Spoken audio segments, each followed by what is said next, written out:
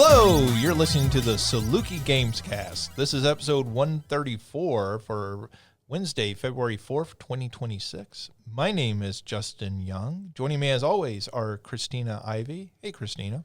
Hello. And Mario Sanders. Hey, Mario. Hi. I was waiting for Mario just to chime in. I was like, no, I have to say hi, Mario. he's gonna hold me to a formal greeting. He's a strong silent type. You gotta poke him with a stick. That's why I'm mean to it. No, I'm just kidding. Is that why? Maybe I'm mean to you because you're not loud enough. Talk. I need to reassess who's going to be evaluating all my prospectus and dissertation work. Oh yeah, Especially the defense.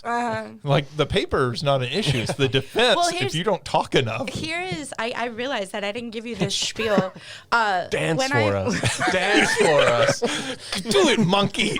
When I'm an advisor, like my thought is you go into the defense like being good, because I've been mean to you up until that point. I have battered you and abused you. So anything in here is going to feel like just the warmest embrace. That sounds like what an abuser, their logic. Damn it. No, sweetie, I was just prepping you. Listen, when you say it like that. When you say it like reality. In the most basic way you possibly could. When you describe it accurately.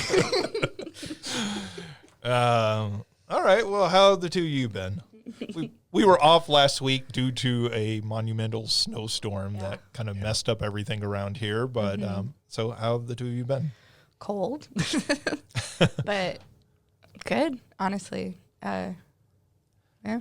Do anything exciting, interesting? I just played a bunch of video games. Oh, we'll have plenty to talk about. Yeah. I have more to talk about, but that was honestly it was nice. I feel like I got a lot of work done, like stuff that I should have been working on that I was like, no, it'll be fine. I was like, well, I would be at work from here to here, so I'm gonna actually work, and then I can play video games. So, I got a lot done.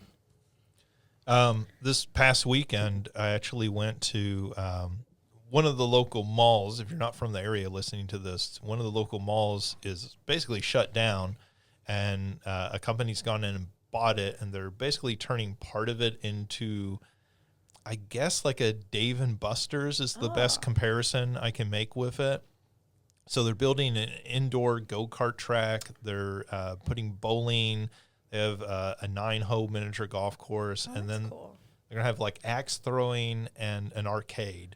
Very cool. So they did a preview of that this weekend, and I went over to that, and they didn't have the go-karts or the axe throwing going, but they had the rest of the stuff. So did the putt-putt, did the bowling. The bowling is interesting, and this is video game related because they have special modes of bowling you can choose, and one of them is Angry Birds. And so they have like projectors above the lanes, which during the day is really difficult to see. I'm sure at night it shows up great, but like they're shining projections onto the lanes themselves as you're bowling. But in the Angry Birds mode, they basically show you on the screen, hey, like 4 of these pins are replaced with pigs, like the pigs from Angry Birds. Yeah. And so you only have to knock down the pins that are replaced with pigs. And so, like, you don't necessarily have to get a strike. Yeah. You just have to hit those. So if on your first ball you knock down those 4 pig pin. Glad you also have a low brow sense of humor. But like if you knock those down, then that's just your frame. And so it gives you points instead of pins as you go through. And that was like a novelty to do. But like then the other thing was everything in there is like technified. So like even the 9-hole miniature golf course, everything's point based instead of stroke based. Oh. So like they'll have a first hole that you hit it in that then drops it into a lower area. And if you get it into that hole, you get a certain number of points, but then there will be like a shelf to catch it if you miss that initial hole, and then that takes points away. Oh, okay. And so as you're playing through, you're getting points. And like there's some obstacles, like there's one that's set up like the grand prize game on Bozo. So like there's 3 buckets and you hit it up a ramp and you try to hit it into the furthest bucket and you get more points for hitting into that bucket.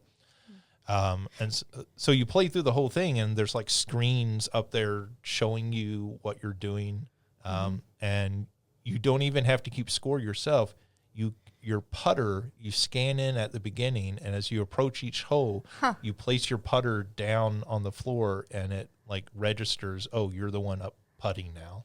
And playing the hole. Interesting. Is this at the mall in Carbondale? Marion. Okay. And then the last thing was the arcade, which is just, it's sad to me, and it's exactly sort of what I expected, but arcades just don't have games anymore. Yeah. Like they're all ticket machines. Yes.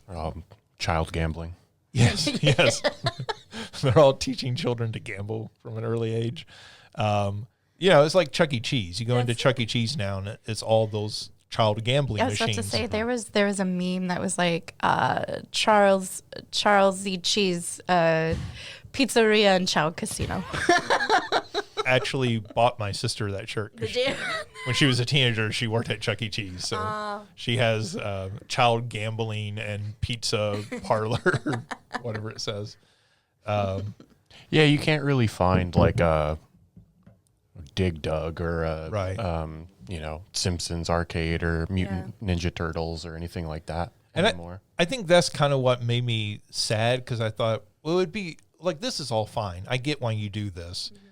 But it'd be cool if you had a few of those, particularly those multiplayer games like Ninja Turtles, the Simpsons arcade game. It doesn't have to be the whole thing, but, a couple of them, 2 or 3. I know the one in, the next town over, it's like, it's Round One is the company. Yeah. I think that's like they do like the Japanese sort of inspired arcade. So there's so many like fighting machines of whatever the newest Tekken or Street Fighter is. Those candy machines that are like for you to sit down at.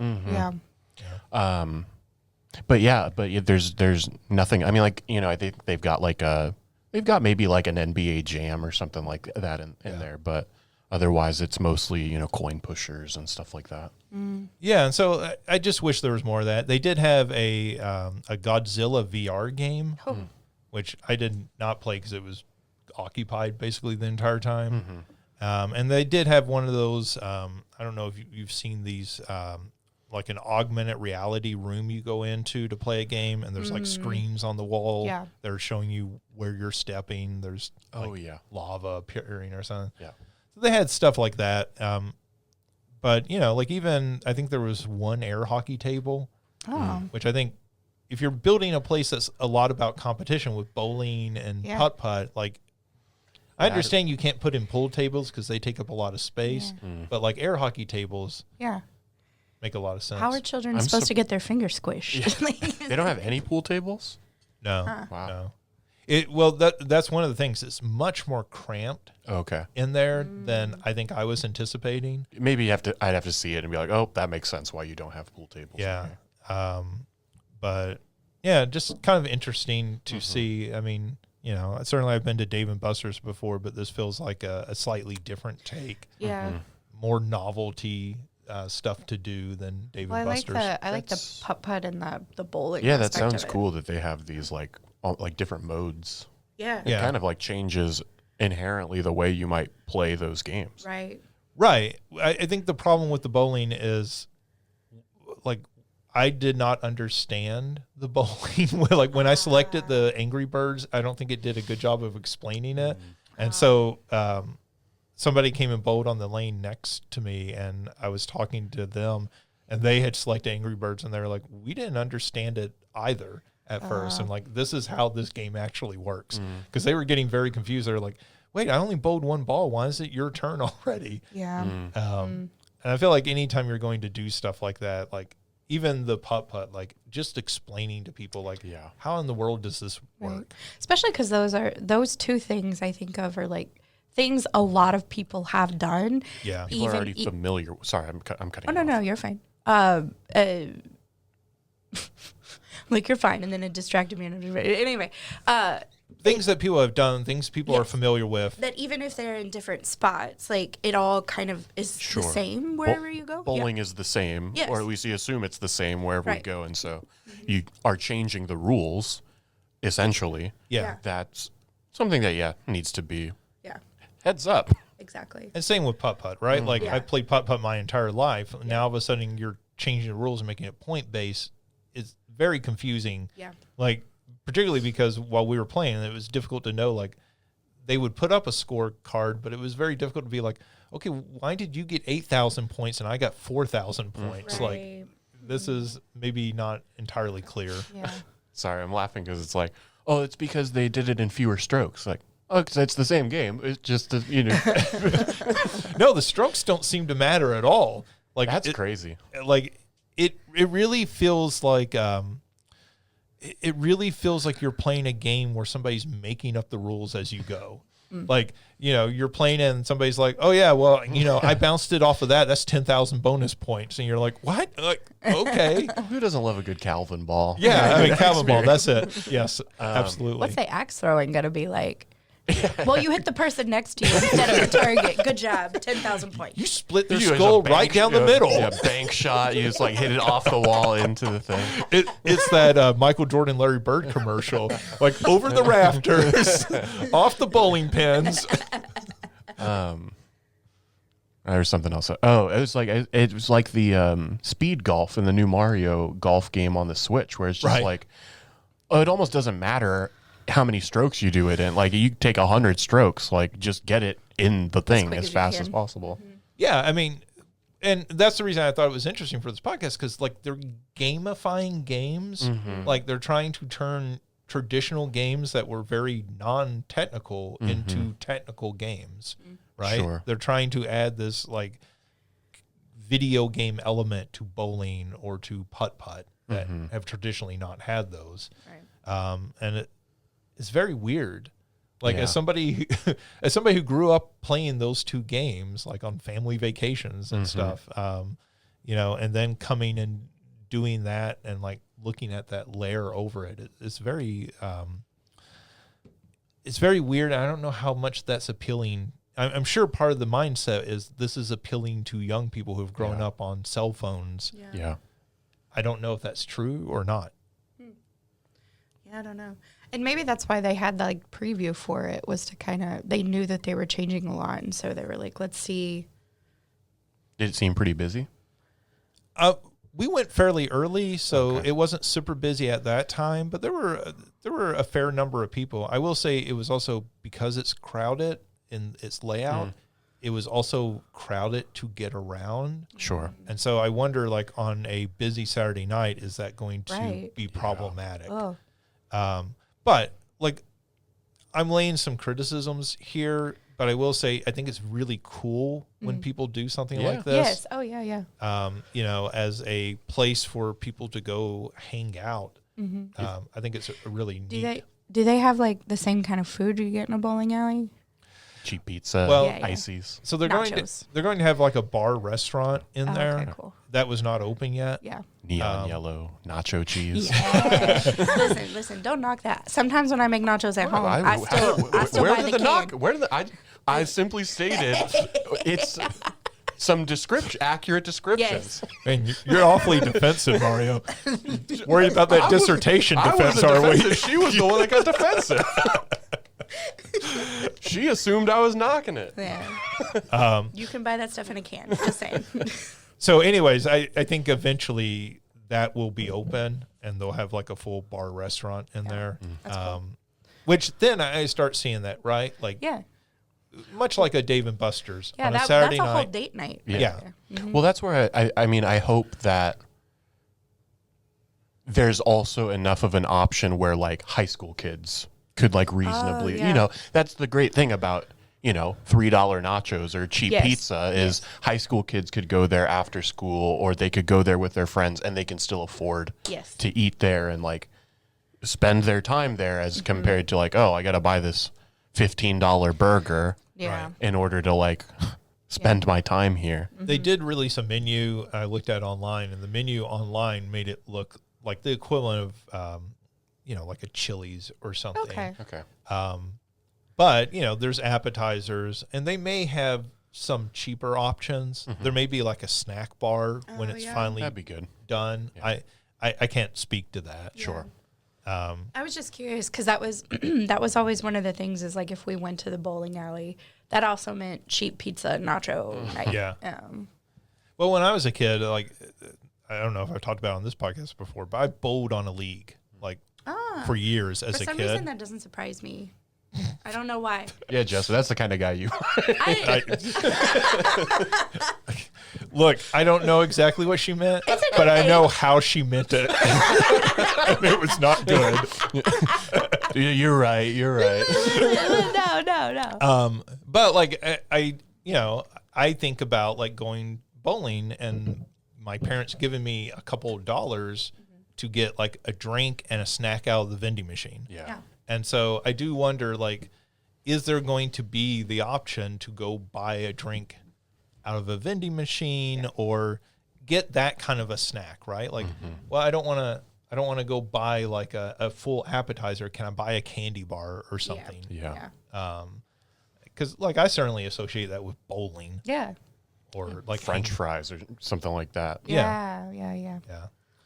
So I don't know. We'll see. Yeah, that's super cool. Definitely glad interested they're in doing checking it whenever. I don't know when it fully opens, but I would I think definitely late February is when they're shooting for. make a podcast trip or something. That would be fun. Yeah, I that'd be cool. suck at all the games you listed, but I will go and be a good sport. That's okay. It's okay. You can try them. Yeah. Mario's like, no, I want to beat you. No, I'm just kidding. Oh, I mean, I'm gonna dunk on you like the whole time.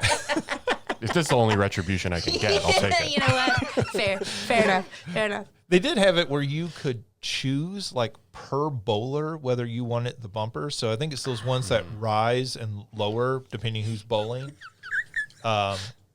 Which is weird to me as somebody who grew up bowling because like it used to be they had to lug out those big things and drop them into the gutters. And so like these new ones, I feel like they lose some of the charm. The giant sandbags or whatever they were using. So anyways, yeah, it's something cool. And I know like Mario, you and I at least have before had that conversation about like a third place existing. And this feels like an attempt at that. Because you'll definitely get, well, I'd like to think you'll get college students, but Marion's got a younger, I think of it as being a younger population with like the high school being, it was when I go to the coffee shop out there, that coffee shop feels like it is occupied by younger people, but maybe those younger people are also just undergrads. I think when you start looking for things for young people to do, a lot of bowling alleys, there is a bowling alley in between here in Marion, but a lot of those bowling alleys have shut down. A lot of putt places. There's certainly certainly arcades, right? Like arcades, there aren't nearly as many as there used to be. Right. So it's cool to see those sorts of outlets. Yeah, absolutely. I also am a big fan of reusing mall space. Because it's so depressing. Like, would I rather it be for unhoused populations? Yes, but this sounds fun. Well, like this is, instead of taking what was a dead empty space, this is turning it into something that's going to generate jobs and tax revenue, and then that in turn can be used to help. Yeah, for sure. Help people. Yeah. One hopes. Yes. Yeah. All right, Mario, anything you want to talk about? Not really. I think over our couple days off, I had 2 days of classes canceled, which means there's some catch up, but it's pretty easy early on in the semester, at least not too difficult. But I just played some games. For Christmas, I organized for my mom and I to do like a book club. So each month we're picking a book. So I think I had originally, the original idea was like 6 months I'd pick a book, 6 months she'd pick a book. And we've mostly just like picked them together thus far. But for January, we read The Godfather, which was really interesting. Just like, it's been so long since I've seen that movie. I think I've only seen it once, and it was like 15 years ago in a film class that I took. But it was interesting, like as so much of it started to come back, like through reading it and thinking about how just that adaptation process. And, Mario Puzo was so involved in obviously both of them. He wrote the book and he wrote the screenplay, but it's just interesting to, think about. That's cool. Cool. So, what are you reading for February? The Shining. Oh. So adaptations, very, very different, but are you just picking like 70s film adaptations? Not necessarily. So we picked The Shining. So my uncle passed away, her brother, a while ago at this point. And at some point before he had died, he made a list of like his 15 favorite books, and The Shining was on there. And so she just recently found that list. He posted it on Facebook. I think it was like she was scrolling through and it was like from 2009 or something like that. She found this, and so she's like, "Yeah, I would like to read some of these," and that one was on there, and so I had suggested that, and so that's our February book. That's that would probably be a really interesting contrast to The Godfather, because Stephen King hates the Stanley Kubrick version of The Shining because it's so different than his book. And it's sort of like, that's a great film. Sure, but it's a very, they're almost two different things. Yeah, and so like it misses a lot of the stuff going on in the book. I think some of the thematic things that he really cares about. Yeah, because that book is semi-autobiographical for him. Elements of it, not that he went crazy and terrorized his family. Here's Johnny. No, just a lot of cocaine and alcohol. But yeah, that's a good book, The Shining. I've never read it. I think the only Stephen King book I read was The Dead Zone, and that was a long time ago. What an interesting, like, for that to be the only Stephen. I don't know. That's not one that I hear a lot of people talk about. It's not one of his most famous. Sure. Yeah. I think I was still in high school, and so maybe it was like, this one isn't too I don't know. Anyways, Stephen King. Was the show on? I didn't honestly. Maybe I knew there was a show, but I have never seen it. They did a movie back in the 80s, and then they did a television show like on USA, I feel like. I feel like that was like early 2000s. Yeah. Sometime in late there. 90s, early 2000s, something like that. But it's also just nice, obviously we do so much reading for like work, reading articles and reading books and stuff like that. And because of all that, I read so little, for like myself or just for pleasure. And so it's been nice to just like have a reason to read something that I don't have to do anything with, right? Like I just get to enjoy it. And then, this weekend we, talked on the phone and just talked about all the different stuff and all that. And so, it was nice. You don't have to think about, am I going to be able to use this as a citation in my dissertation at some point? Yeah. Like it's not work, right? Yeah. So much what if you could? Who knows? Maybe someday. I think one of the other ones that we have listed is Hunchback. I wouldn't be surprised. Did they ever make a Disney Hunchback game? They made all the other movies of that generation. There's got to be a Hunchback of Notre Dame game. Just go down the real adaptation path. Like, there's got to be a mobile version. I would think, maybe like a Game Boy game or something. Yeah. Because I don't feel like there's like a Super Nintendo game, but I feel like it would have been that generation. So I think that's also from the 90s. Yeah, there's not one that I remember. There's a Hercules game on the PlayStation. There's a Topsy-Turvy that has the gargoyles. looks like it was for PC. Oh, okay. It had a Super Game Boy support. Okay, so it was Game Boy and then supported Super Game Boy. Okay, so Game Boy, we were right. Yeah. That'd be interesting. And that is another one of just like the adaptation from the original novel to the Disney movie, I imagine, right? It's like probably pretty dramatic. I don't think they're singing gargoyles in the original book. Call me crazy, but I just don't think that's in Victor there. Hugo is ahead of his time. Wouldn't it be crazy if like you went back and there's like some book from the 1700s that basically is just a Disney animated musical? There's like animals singing songs during it.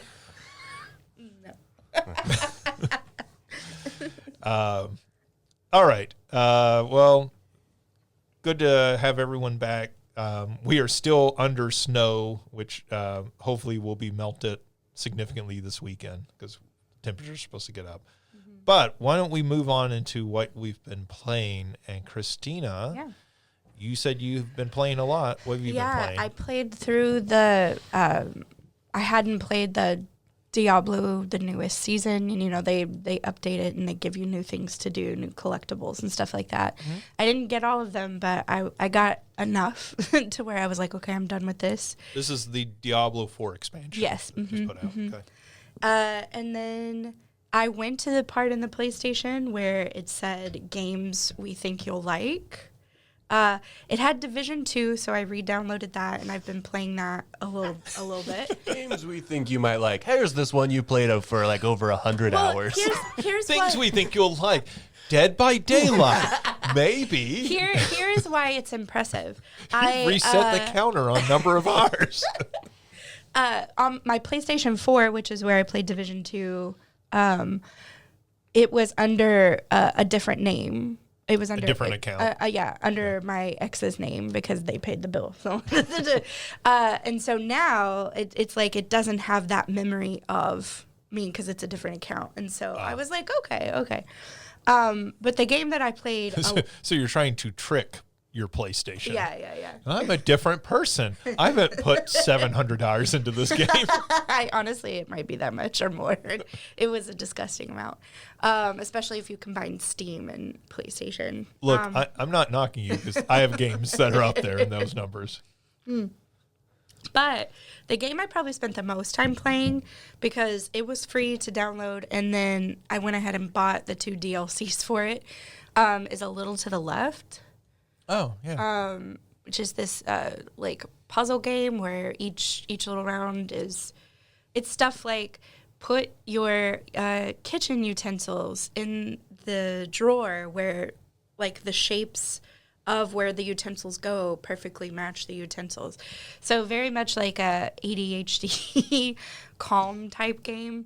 And yeah, I 100%ed that, and then it was payday, and so I bought the 2 DLCs to go along with it. But yeah, it's been fun, really calming. It's like after playing Diablo and Division, I needed a game that just let me focus and do stuff, and that game was a lot of fun. Cool. How do you feel going back to the Division 2? Because I played the Division, and I like it. I liked the first one a lot. I didn't play the second one as much. I think the second one's better than the first one. I have played the first one too. I think the mechanics are just easier. But do you feel like compelled going back and playing it still? Does it hold up for you? Yeah. Yeah. Like because I know you played that beta. Yeah. For a while. I really like it still, and it's nice because I have taken a pretty big break from playing it, and so like I went in to start the new mission and like I couldn't shoot anything. I was just It was real bad, but it's nice now because it feels like I was able to get into the rhythm of it pretty easily. They have updated some stuff that has made things interesting, and it's been long enough to where I'm like, okay, this stuff looks familiar, but also very different. And so I don't know if they've changed some of the missions or the mapping and stuff. But I'm enjoying playing it again, honestly.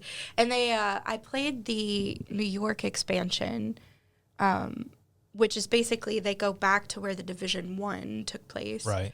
Which was... Because Part 2 takes place in D.C. But they have added a Brooklyn expansion that I'm trying to replay through a lot of the game and then pick that up. But yeah, I'm enjoying it again.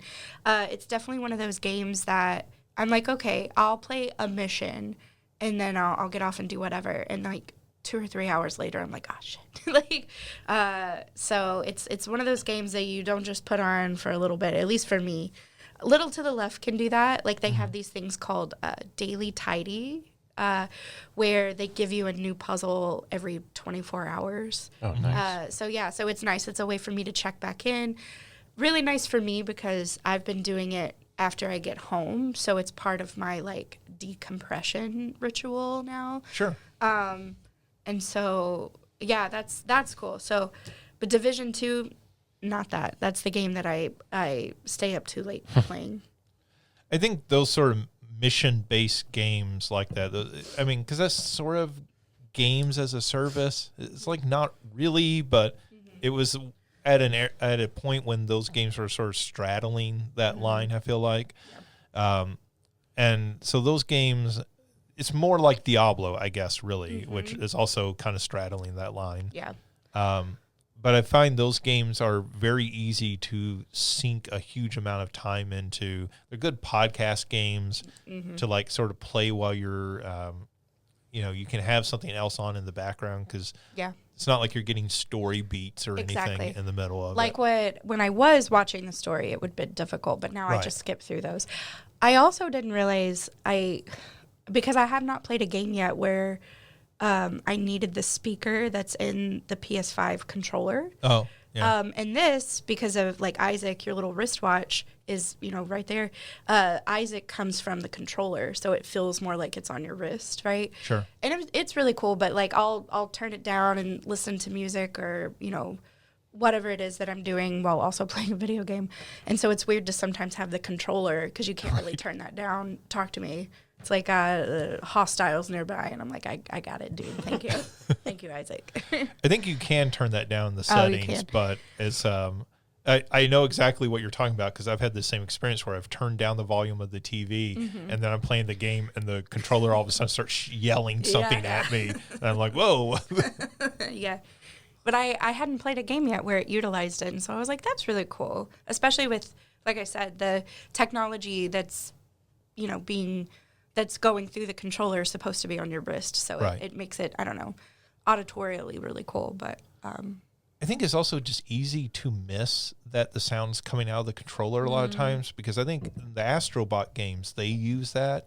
But it's very easy to miss it because like if you have the sound up, which, those games I always did because I wanted the full experience. For sure. Like it just sort of blends in. Yes. And so like it maybe does a little better positional sound, but, if you're trying to get that sort of surround sound effect. Right.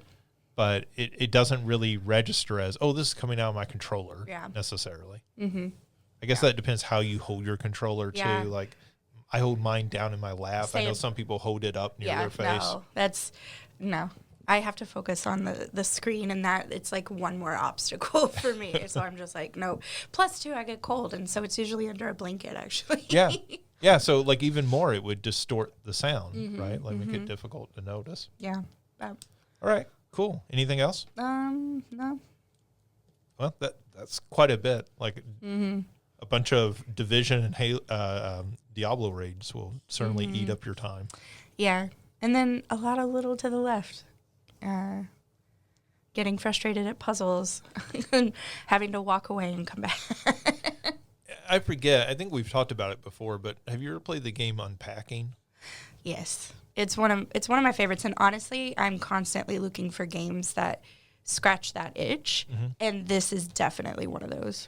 It just reminded me of that because, very much a game about sort of organizing things, putting things into a place, and that sort of thing. I did show Leah, my partner, came over this weekend, and she was laughing at it, and I'm like, no, let me show you, like, really. And I was doing it, and she's like, you know what also does this? Actually cleaning your house. And I'm like, no, it does not. It does not, because I cannot clean my house from this couch. So. Well, I mean, it's sort of like the pressure washing game. Yes, yeah. Like, I mean, that has that same sort of feeling of like, well, I could go outside and clean up the yard, but this is more rewarding and fulfilling. There are no endorphins in that. There's no dopamine. Yeah, I don't get little like pings and Right. There's not this big white fluffy cat that I get to pet in between rounds.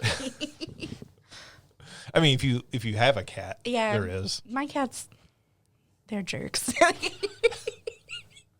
Your cat's setting off to the side, flipping you off while you're playing. Yeah, that's Berkeley. It's very cat-like behavior. All right, cool. Mario, what have you been playing? Yeah, similarly, I played quite a bit during the winter storm. The first thing that I played, so I know last time I had talked about Neon White. I finished that. That game is awesome. Do you ever really finish it? Because you can always improve those times. Yeah, I'm not going to do that though. There is a mode. There's like multiple modes. So there's like a heaven mode and a hell mode where it asks you to go through each of the levels again, and like you go through them again, like all whatever it is, like 82 levels in a row. And I'm like, I'm not doing all that. I already did that once. So like I think I am probably done with that game, but that is a really great game. Highly recommend.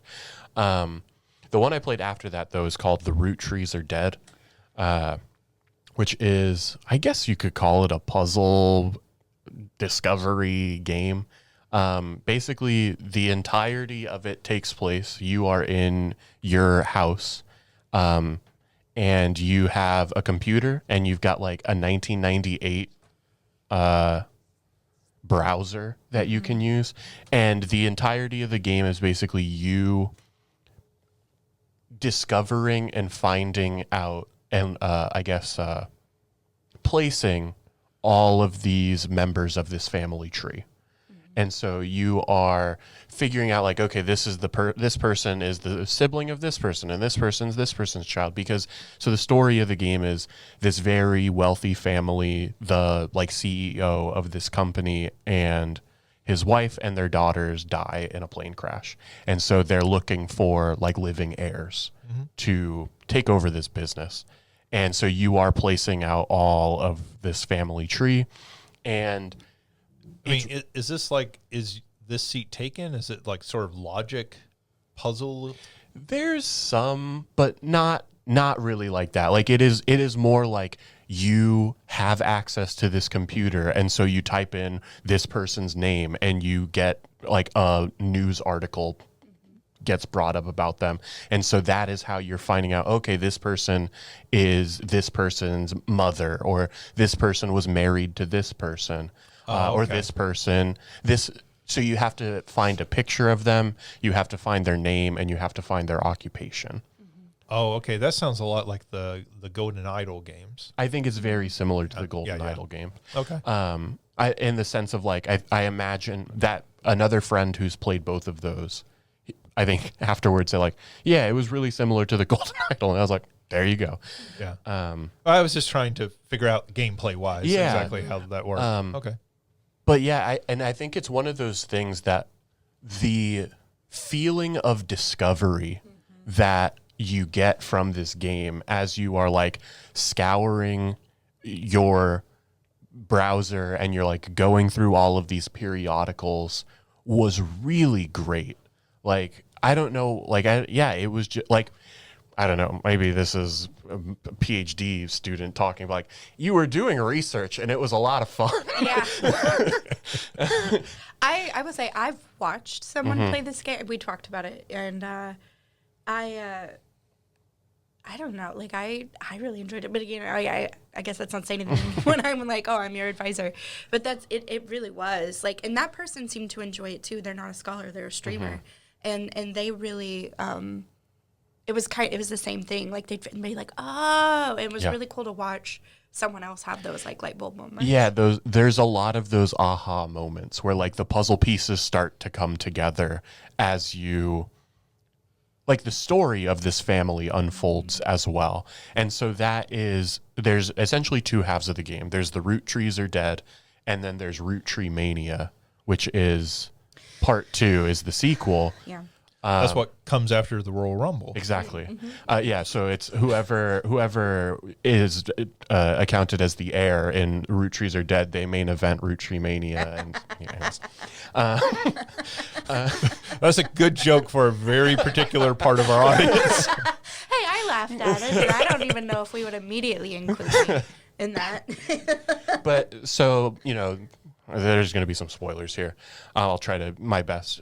It is discovered, basically, Roottree Mania, it takes place a year later, and it is after it is revealed that there has been a number of cases of infidelity in the family, and so there are some illegitimate children, so to say, and so it's determining who's legit and who isn't, essentially.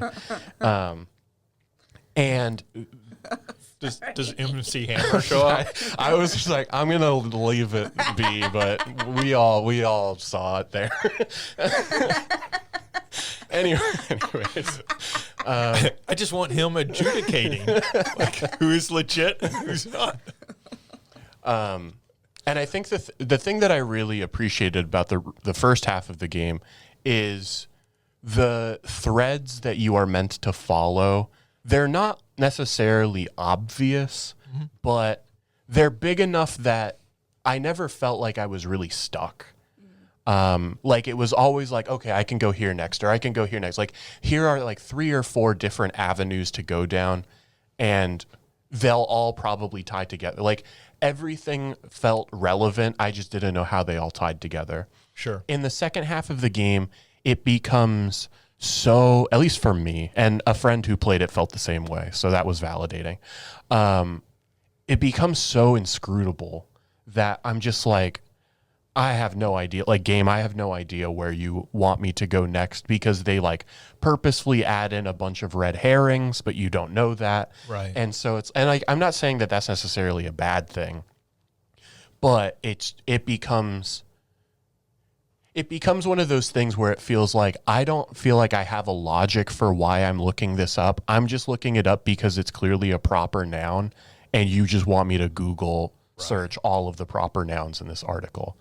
And so it was a lot less fun. There's like a hint mode. I don't think I used the hint mode at all in the first section of the game. In that second game, I was like, all right, rubber ducky, tell me where to go next, because and so it was just like, I don't know, if there are people who are like very good at these types of games, maybe they don't need it, but the second half was pretty rough.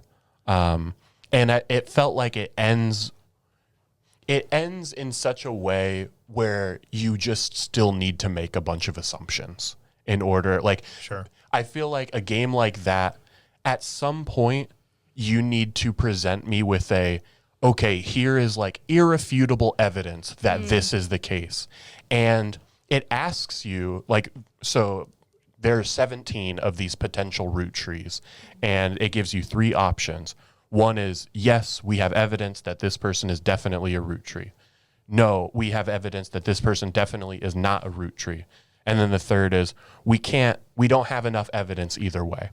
And I think I literally just put like, well, like for most, outside of like a couple of them, there's not really enough evidence for any of them. Right. And it's, one of them is essentially like, here's like a DNA test, right? But we don't know who submitted it on this side. And so, I don't know, good enough. It's like, it's not though. Like, I feel like you should have only given me two options, either yes or no. Don't give me this, like, we can't quite tell when, I don't know, in a world of CSI, we've been taught, you know, even though I know that's not accurate, but like we've been taught that like irrefutable evidence is what needs to be there to really make this claim. And I feel like there are such few instances in that second half where it actually does that. Yeah. And so the fact that it gives you this option was a little frustrating. I mean, it doesn't matter. Like that part of the game is like sort of optional, but it was frustrating. So it's one of those things that like it doesn't. I'm not going to say it tanks the game entirely. That first half is a 10 out of 10. Like I think that game, like that first half of the Roottrees Are Dead is really fantastic, and you could just play through that and be completely done with it if you want to. I didn't see the second half of the game. I only saw the first half. But so it's like Ball X Pit is half of a great game. Yeah, sure. And I will say, like, in that second half, that feeling of discovery when it actually does happen, like, is still really good. But it's just, the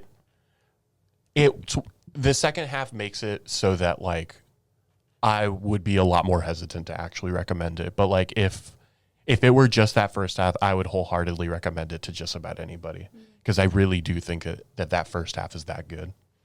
I think the problem I always have with games like that, and it sort of not the exact same style of game, but it reminds me of like point and click adventure games, like the old LucasArts and Sierra adventure games. And when those games, the logic made sense, right? Which, in fairness, LucasArts games were generally better at than Sierra games. But like when it makes sense, you feel like the smartest person in the world when you figure out one of the puzzles, right? And you go, oh, okay, yes, well, obviously that item that I got here, I have to do this with it and then do this, and all of this makes a sort of logical sense within this game world. But when it doesn't, it feels like the most half-assed game design, because it feels fundamentally like the game designers are cheating, right? And so, like, well, how was I ever supposed to figure that out on my own? I basically had to guess. I had to take every item and try to use it on every like clickable thing in the game environment. Yeah. And so when I play a game like what you're talking about, not necessarily exactly the same, but like that's always frustrating to me, because when it all makes logical sense and pans out, you feel like this is brilliant, but like that feels like it feels like the movie, like a movie that has a big twist at the end that you had no way of like figuring out on your own, right? Like, well, who was the real killer? And then there's like some twist at the end. You're like, well, how would I have ever known that he was like hiding in the trunk the entire time? Like that feels like such a cheat. Yeah. Versus like an Agatha Christie story where it's like, oh, well, this all like works in hindsight. Yeah, I think that's one of those things. Is like it expects you to make these leaps in logic, which I don't necessarily mind. I think that's even fair. But again, I think at some point you need to be like, you need to confirm that that actually, instead of just like source, trust me, bro, at the very end, you know, that, you know, yes, this person actually was this guy's daughter. Right, that makes sense. You know, it's just. I think what it was just like this person, they went on this business trip and they had this, you know, this connection, but that's it. We're like, well, that doesn't mean anything. Like and so anyway, like it was stuff like that is just, it felt like it would be very flimsy evidence if you were actually trying to make this argument. I grew up hearing Maury say you are not the father too much to play that part of the game. Right, that's where I'm like, brother, get Maury involved in this. Like, this feels, you need more than this. But anyway, like I said, I think that if you could find it on sale, I would definitely recommend it. I think it's about $20. I would feel. Like I said, I don't know. What's the name again? The Roottrees Are Dead. Okay. And like I said, I do wholeheartedly recommend that first half of the game. The second half, you know, play at your own peril, I guess. So yeah, I played that, and then recently I started playing Absalom, which was a game that came out last year. I mean, I guess Roottrees came out last year as well, but Absalom is a roguelike, whatever, beat 'em up game. And that game is a lot of fun. And I think I was struggling quite a bit. I think I'm still pretty bad at that game. And then I ended up watching a video, and it kind of made me feel even more dumb in the sense of, Mario, that's right, this is a roguelike. The build matters way more than your actual skill at this game does. Yeah. And so, like I said, I watched this video, and they're like, here's a pretty good build. And that build ended up coming together, and I won on that attempt, where I had like not ever even gotten close before. And I was like, Right. well, all right. Like, it was nice because, you know, I got to experience the rest of the game, and, you know, but it was just that like change of perspective of, you got to find certain things are going to just pair better than, I don't know, the ways that like certain rituals stack on top of each other as compared to just like taking what sounds good, but as compared to what actually is good. Yeah, because it's sort of an inversion of the idea of get good at the game, right? Mm-hmm. Because you think of a beat 'em up of like, are my reflexes fast enough? Do I figure out the patterns? And it's like, oh no, that's actually not enough. Like the real sort of meta of the game is the upgrades that I'm choosing and how they interrelate and stack on each other. Absolutely. Because I think, right, that's the thing is, you know, I'm thinking about like, oh, I can like get this combo up really high, and I'm, you know, sequencing like these attacks in these really strong ways, but then you realize I'm just like not doing the damage that like I need to be doing at this stage of the game. I will say I think that's a very cool game. It's a very fun game. The art style is cool. The story is very cool. Of like the big popular roguelikes, I think on my personal list, I might still have it like one step below Hades, but it's one that I want to play some more. I do think it's absolutely worth checking out. I think I have not had a chance to play it co-op, but you can play with one other person, and I think that's awesome. Like I will strongly try to convince one of my friends to pick this game up so that we can play it together. Because I think that's really cool, and something that they're like adding on to like a pretty established genre at this point in time as well. Cool. Yeah, and then I mean the other one that I started is the Final Fantasy VII remake, but I'm still fairly early on. I'll talk about that next week. All right. Yeah. Did you ever play Streets of Rage 4? I did not. They added, after that game released, a roguelike mode to that game. And so I did play that, but I haven't played Absalom yet. But it was one of those games at the end of the year when we were doing Game of the Year I wanted to get to, and I just never got to. It's kind of, I bought it at the end of the year and then just didn't get a chance to play it. And so like, well, this is the kind of game where it's like, I've got 30 minutes, I can do a run, which is actually not all that accurate. A full game run takes longer than that. But starting out, it may only be 30 minutes because you're not going to absolutely survive that long. Absolutely. I don't know how long the one that I won was. I'd be willing to bet it was over an hour. Yeah. Which is maybe a little too long, but for like what I would be wanting that game to be. But you know, as you get better, you can probably do it faster than I did. For sure. Yeah. But overall, cool game. Would recommend. Cool. Yeah, I still want to play that at some point. Seemed right up my alley. All right, cool. So I played Big Hops. I guess I should say in all like transparency, I was given the code for Big Hops because MinMax and Giant Bomb did a fundraiser for called Ice Out to help people in Minneapolis to help pay for rent and food, and for some people who have not been able to get to work or otherwise been disrupted. They raised over $276,000. Wow. in basically one night of this fundraiser. So as part of that, I donated in support, and they sent me this code free for Big Hops. So credit to them and to the developers of the game who gave them that code to help support that fundraiser. So Big Hops is a platformer where you play as a little frog. And, this is another one of those games trying to make a N64 style platformer of some style.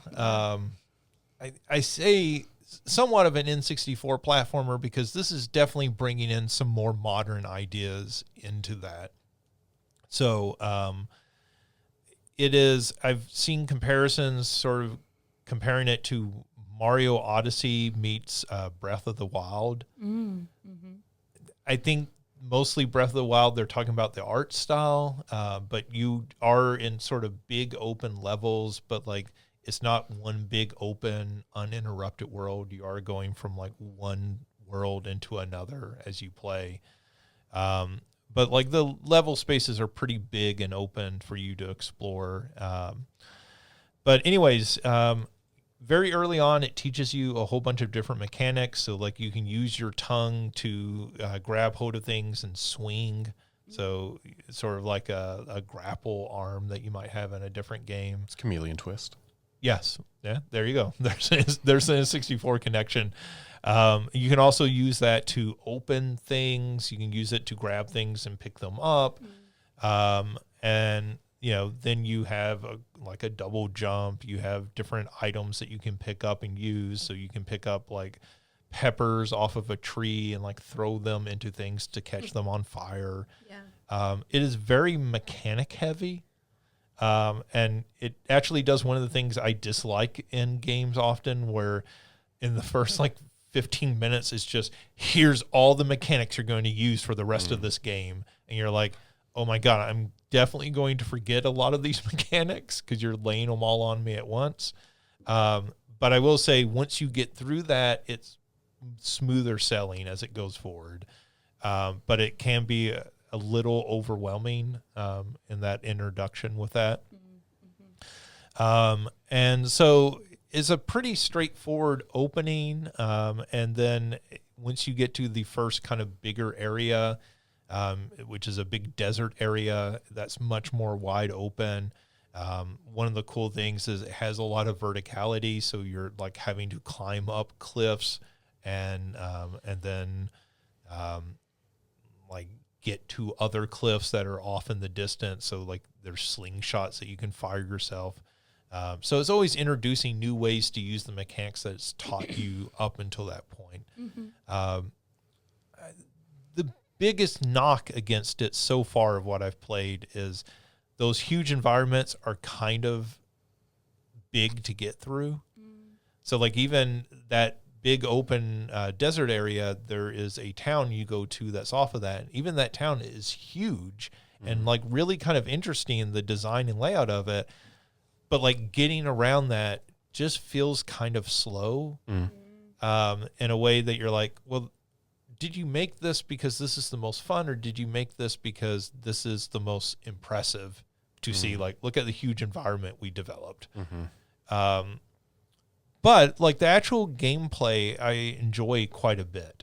I think the story stuff in between, the voice acting is actually remarkably good, but I just don't really care about a lot of the story. Like where I am, I just went to a town meeting and there was a whole lot of people talking where I just didn't really care. So like the story's just not engaging me, but like the actual gameplay mechanics of getting through the levels, I think are a lot of fun. This game's been getting a lot of praise. I don't think it's quite the Mario Odyssey or Astrobot level, but it is maybe the top of that second tier below those. So like when you look at something like a Ukulele or a Hat in Time, like this is probably the best one of those, like just in pure gameplay mechanics. So if you've been looking for one of those games and I feel like several times a year we go, look, somebody made an N64 platformer. Somebody's trying to do that right. And I don't know what we really want out of an N64 platformer, because when I think of N64 platformers, I sort of think of Mario and Banjo, and that's kind of it. Like, there's not a whole lot of games. I mean, there's kind of Conquer, but it's like there are a lot of them. There's just a lot of forgettable ones. Yeah. Well, that's the only one that stands out, just because those are the big three that I played. Yeah, that's by Rare, so Yeah. it plays pretty well. It plays better than a lot of those did at that time. There's Donkey Kong 64, which was just really long. Right, and very collectathon. Yes. There's quite a bit of collecting in this. So, like, you have bugs that you collect, and when you collect them, you have to identify them. So it feels very much like a Metroid Prime, because you catch a bug and then you have to, like, turn it around looking at it, and your character, like, starts observing things and goes, oh, this is a pill bug. This is whatever. So there's a lot of that sort of stuff. Like, you can collect this. You can customize your outfit that you're wearing. As far as I know, that doesn't affect anything, but I guess, I got a cat head I can wear around. And so there's, like, just little stuff like that. So there's a lot in this game. It's just, that sort of stuff. I go, well, does this do anything? Or is it just in there because somebody thought, well, this would be neat if you can change outfits? And I'm like, I don't really care. Yeah. Like, if the outfit's not giving me special powers, if it's not a Tanuki suit and giving me, the power to fly or something, like, do I really care? Yeah. But is it really neat? It's got I also, like, it's not the best looking game, but it has its style. So I will say the gameplay, though. The gameplay's really solid. The gameplay, it does some stuff with physics. It does some things with, like, you having to jump onto a platform and then get, like, catapulted off of the platform and, like, use the physics to get through that. Like, all of that stuff's fantastic. It's just some of the stuff around it that it's not even bad. I think it's more that I just don't care. And it doesn't have that Nintendo charm, right, to sort of, like, win you over and pull you through it. And I think it's good to, like, just point out the Mario and Banjo, though, because they couldn't even reproduce that magic. Like, Banjo-Tooie is good, but it's not the same thing to me. Yeah, I mean, we talked about when Astrobot came out, like, at least I did, like, really praising that game and being like, look at how long it's taken for somebody else to make one of these at that Nintendo level. Yep. Like, this is not an easy thing to do. If it were, people would be doing it all the time. Like, Yooka-Laylee is an example of, like, how hard that is to do. That was some of the same people who made Banjo-Kazooie saying, we want to make another one of those, and they couldn't at that level, right? Like, it's not a terrible game, but it's not the quality that everybody remembers Banjo. Exactly. So I think this is, so far, and again, I'm certainly not near the end yet.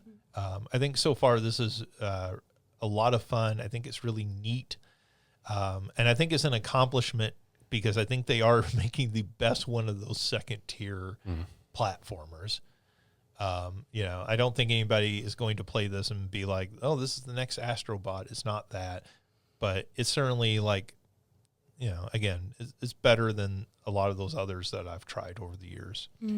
Yeah, it's been on my list. I assume it'll probably be one of those, like, summer sale games that I end up picking up. Yeah. It's a neat game. So people should check it out. There's one other thing I've been playing, but I am not allowed to talk about it yet. So, wow. Okay. Mysterious. Well, I would just say that's been occupying some of my time, but again, I'm not allowed to talk about it. This guy's under an NDA. Well, of sorts, yes. That's mostly what I've been playing, because everything else is stuff we've talked about before that I've been sort of catching up on. Which, All yeah, right. I forgot I watched, the And Roger. I finally got a chance to, like, watch the whole thing. Oh, okay. So beautiful. It deserved everything that y'all talked about it on the list, everything else. Super good. Yeah. Yeah, those and those gameplay mechanics are not astounding to like probably see, but like much more interesting doing. Like, Well, it was interesting, like, especially, like, when you open the game and it acts a little differently than, you expect it to. Watching other people, like, I watched once I watched it all the way through, I went back and watched other streamers, especially with that beginning. And at first, people laughing and being like, oh, this is clever, da-da-da. And then once they realize, like, what's happening, it shifts and it's so good. Anyway, sorry, I forgot that. no. I think that's actually what I'm kind of interested in is when do people catch on to what that game's actually about? Right. Because even very early on, you can figure out that something's going on, but like you don't really. Yeah. I can imagine a lot of people not being able to put together what's For actually. sure. Yeah. Because you think It was definitely a few I don't know if there's maybe 5 chapters. It was like 3 or 4. They're like, oh, Yeah. because they set it up to where it's another issue. Yeah. Right? That Yeah. you think she's being, it's so hard not to give away spoilers Right. for this. We know. Yeah. We know what you're talking about. So, yeah. Yeah. And even after that, like, there's at least one other thing you can think before you get to Yep. what's going on. Yep. Yeah. Yes, we continue to talk about this game as vaguely as possible because it's so short. You really need to Yes. experience it, and the discovery is a big part of that experience. Agreed. I actually mentioned that other game in part because we should talk about it after the show. okay. I can't talk about it on the show, but I think I'm okay to talk about it off. I'm going to tell everybody. I'm kidding. Well, we'll wait for you to leave then. Wait. But let's move on into the news. Let's see. Nintendo has announced or confirmed as of this morning that they are having a partner direct tomorrow on Thursday. That is set to be around 30 minutes in length. This is a partner direct. That means it will mostly focus on third-party software.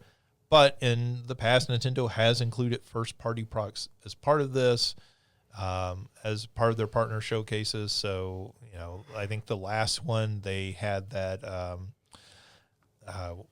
what was that Zelda game that came out at Christmas, Hyrule Warriors? Oh, yeah, because it's Koei. Yeah, so they develop it, but it's a Nintendo property. So there may be something like that included as part of this. But, obviously Nintendo needs to start teasing like what are going to be the big Switch 2 releases this year, whether they're first or third party. Yeah, I think people will very much be looking for that Dusk Bloods. Is that what Right, that game is right. called? The From Software people, yeah.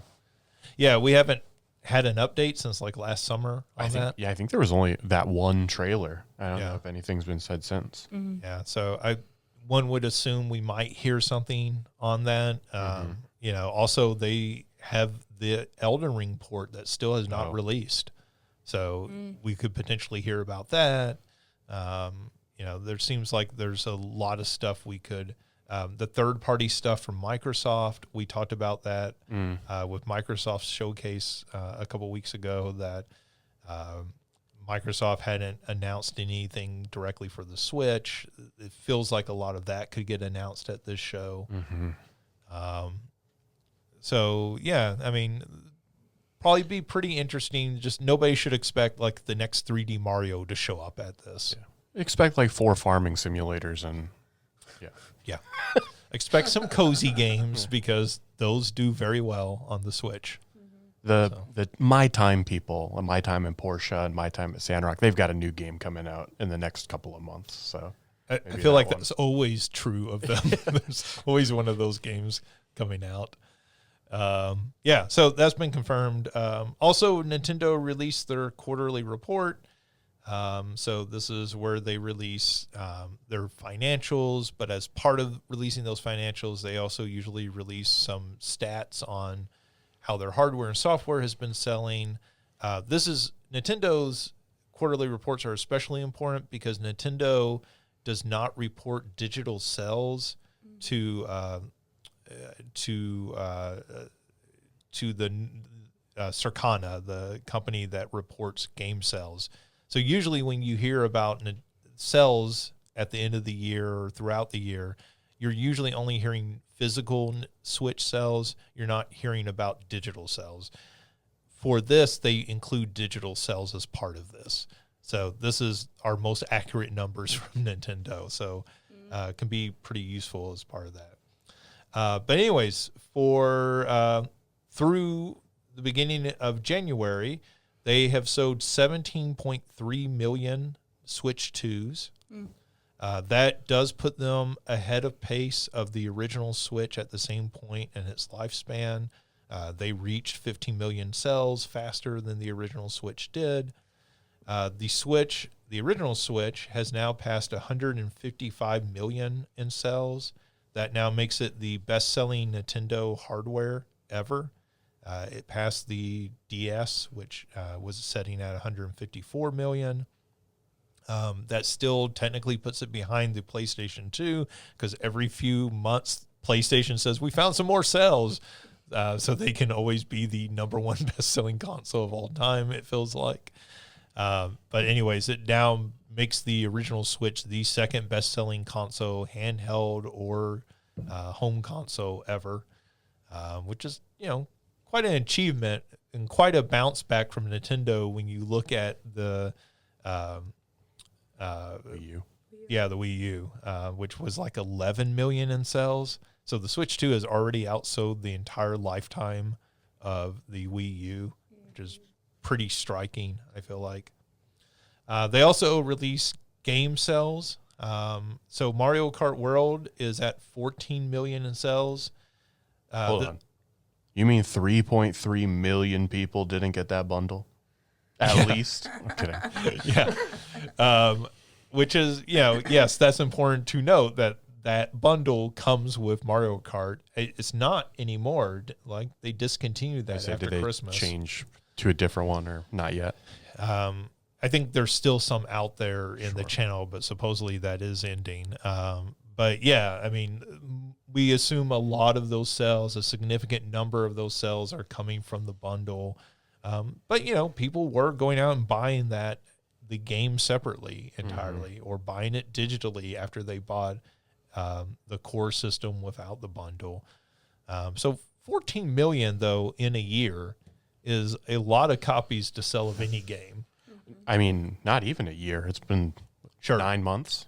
Yeah. And particularly when you think about that being a game that didn't have any install base before its release, right? Like, we're not talking about something releasing on the Switch 1 or the PlayStation 5 now, where there's tens of millions of consoles already in the market. So, much like Mario Kart 8 Deluxe, that is a game that's going to be it feels like a game that's going to continue to sell for years and years, and continue to rack up millions and millions of sales. Donkey Kong Bonanza is at 4.2 million. Pokemon Legends ZA is at 3.8 million for the Switch 2 edition specifically. So that does not include Switch 1 sales, though apparently, in a very weird thing, if you buy the Switch 2 version digitally, it includes the Switch 1 version as part of that purchase. And so apparently there's some funky math going on with how they report sales of that game and everything.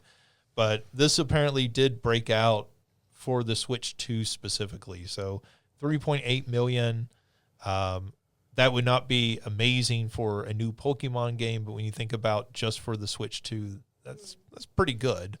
Considering that game came out, October? Late October, I feel like. That sounds right. Yeah. And then the last one that they reported was Kirby Air Riders, which is at 1.7 million.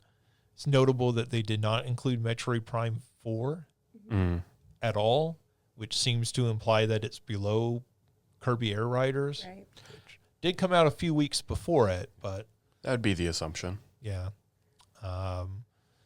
So, I mean, Kirby Air Riders, I feel like 1.7 million from when that released in November, I think.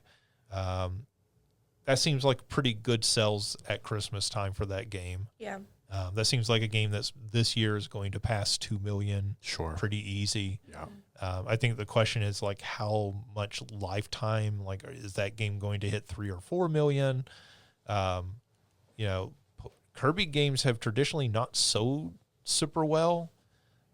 So, you know, that game getting to 3 million would probably be pretty successful in Nintendo's eyes, I feel like.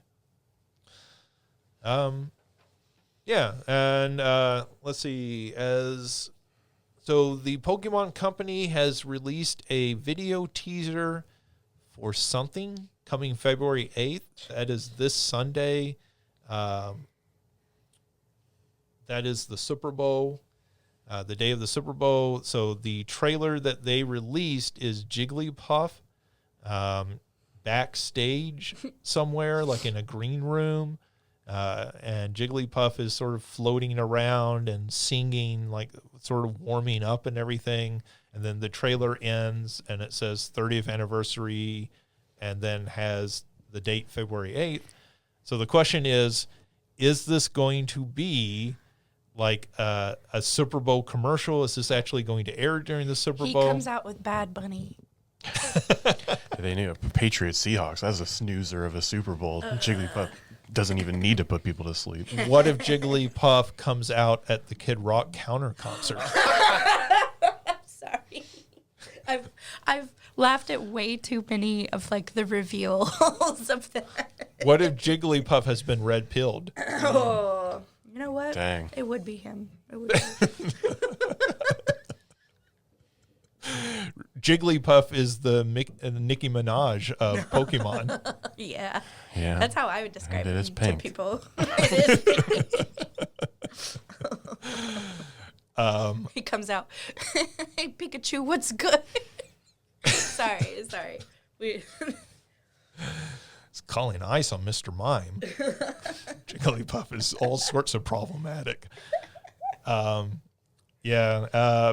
So, like, nobody knows exactly what this may be. They're just releasing a trailer, and it may be the Pokemon Company is completely unaware, right? Like, this is a big day in the U.S., but it seems like Nintendo would have had conversations and been like, hey, like, maybe this isn't the best day to do this unless you're going to do it as part of the game. Yes. Right? I think that's why a lot of people assume it will be Super Bowl related in some way. Could be right before or right after the game. Doesn't have to be during the game.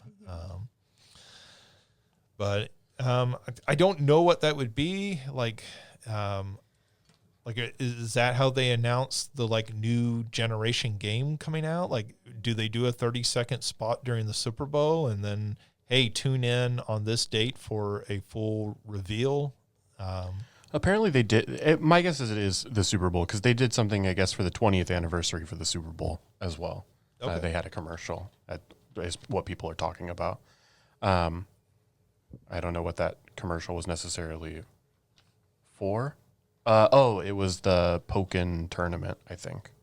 Okay. But the fighting game. yeah. And, you know, they've got that new Pokemon Stadium-esque game coming soon-ish.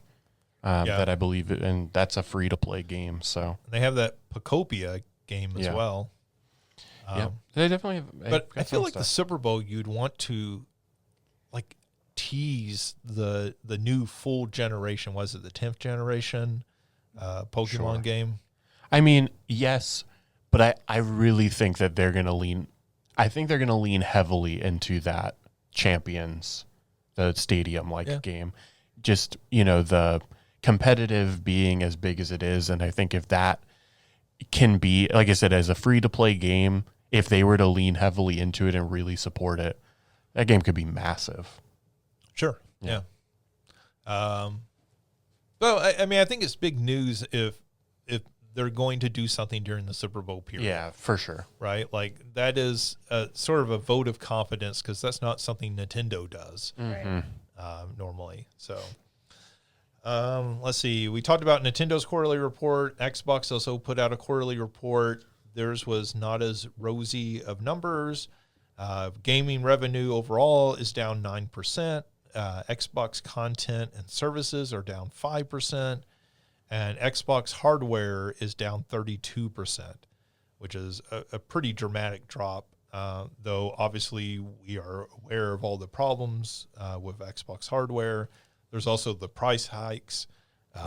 We're getting to what, year 6 of this generation's lifespan, and it's certainly more than just that. But this was about the time that we might, it wouldn't be unreasonable to expect maybe like a very light teasing of a new console at this point in time. It feels like. Well, we did get a light tease of the next Xbox console. True. So the CEO of AMD, who provides the chips inside of Xbox's consoles, as part of an interview, claimed that the next generation Xbox chips will be ready in 2027, so next year. That doesn't mean... So he's talking on their end, right, as the people designing and producing these chips. That doesn't mean that the next Xbox will launch in 2027, but it also doesn't mean it will not launch. So there is this possibility, I think, that we might see a new Xbox next year. And when you see these numbers sort of collapsing, I think that does hint at they need to do something sooner rather than later. Because I sort of feel like with Xbox at this point, the longer it drags out without them making a significant move, the more they just become a dead brand when it comes to hardware, at least. Yeah. Mm-hmm. Right? Like, I mean, they're still releasing games that lots of people are excited about. I'm excited about. Like, I'm excited for Forza and Fable coming out this year. But, like, when I think about Xbox hardware... Well, I mean, the reality is I don't think about it at all. Yeah.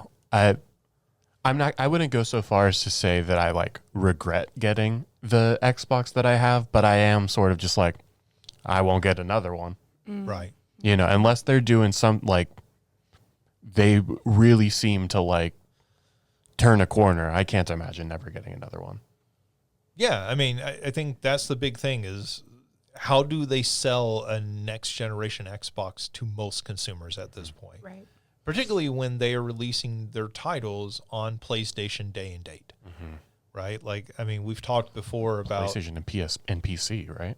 Sure, yeah. But I mean, PC is a little different, right? Like, PlayStation is another box that can sit under your TV. Sure. So if you can only choose one of those, right? Like, why not just choose PlayStation? You get the best of both worlds.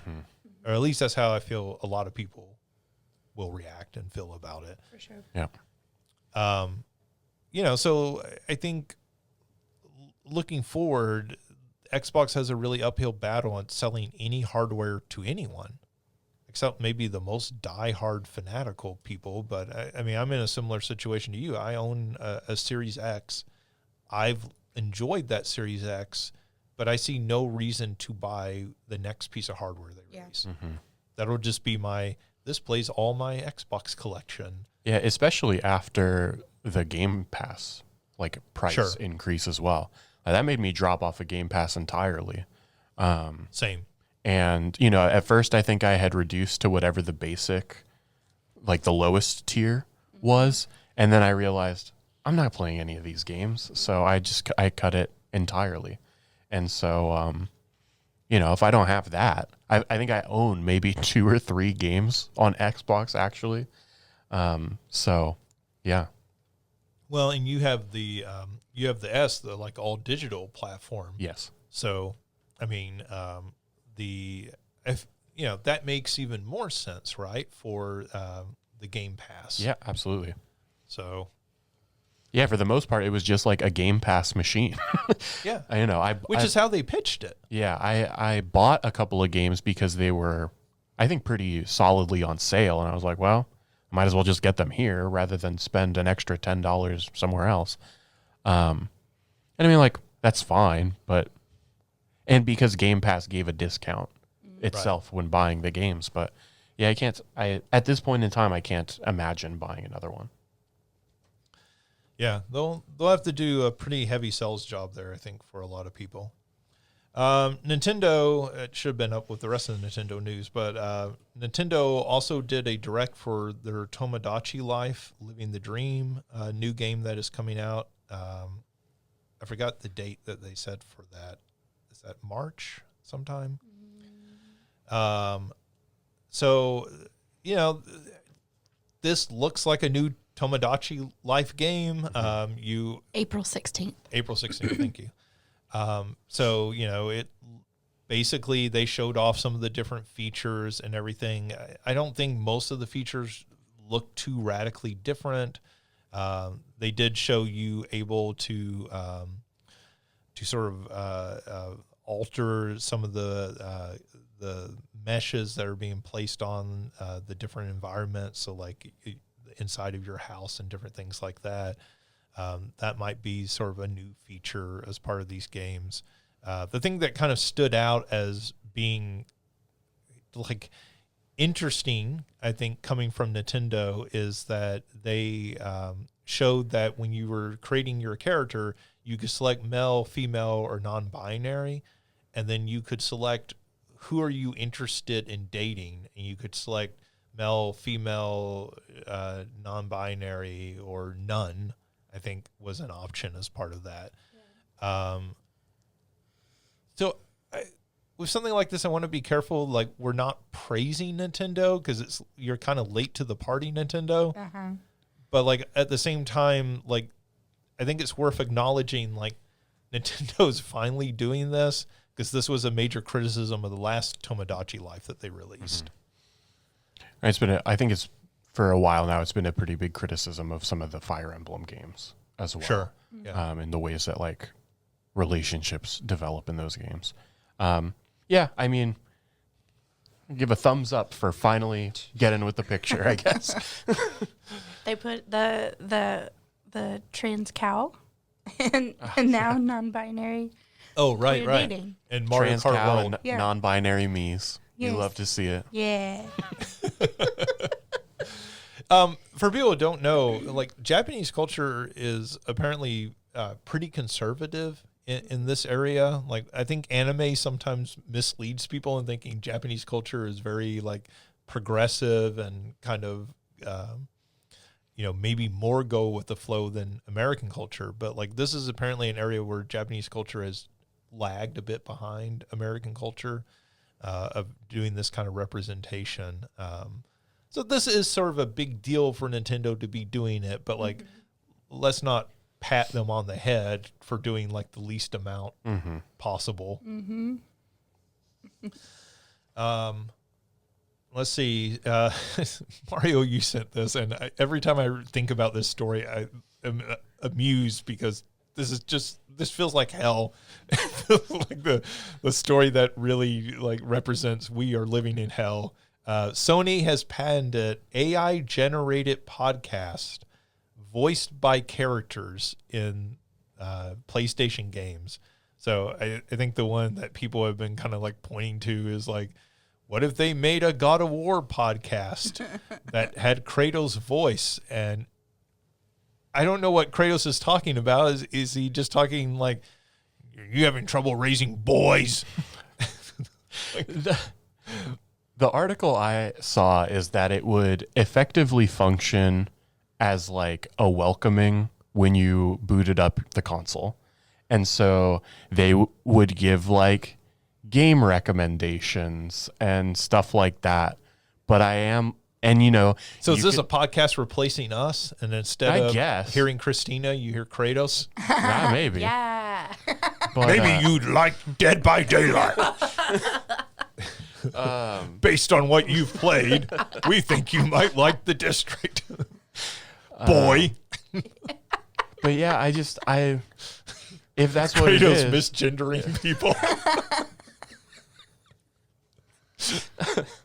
I mean, I think I would turn that off as soon as possible. Hey. It's still me. Yeah, I mean, I guess I just like, okay, from a technology perspective, cool. I think from a practical perspective, do I want to Parappa the Rapper podcast? Yes. But I want the voice actor doing that and them like coming up with something clever, right? Like this being AI generated, I don't know what the practical use of that. I don't know who wants that or how it would be used in a way that would be appealing to anyone. Right. Well, I think that's the point, is that if you do it AI generated, then you can like individualize it to each person's console, right? So like they're talking to me and my game habits. Whoopee. And I wonder, like, also, like, that does bring up the question of the voice actors, right? Because, like, Kratos is those are professional voice actors, right? Those aren't nobodies. Mm-hmm. Was it Christopher Judge is the voice of Kratos?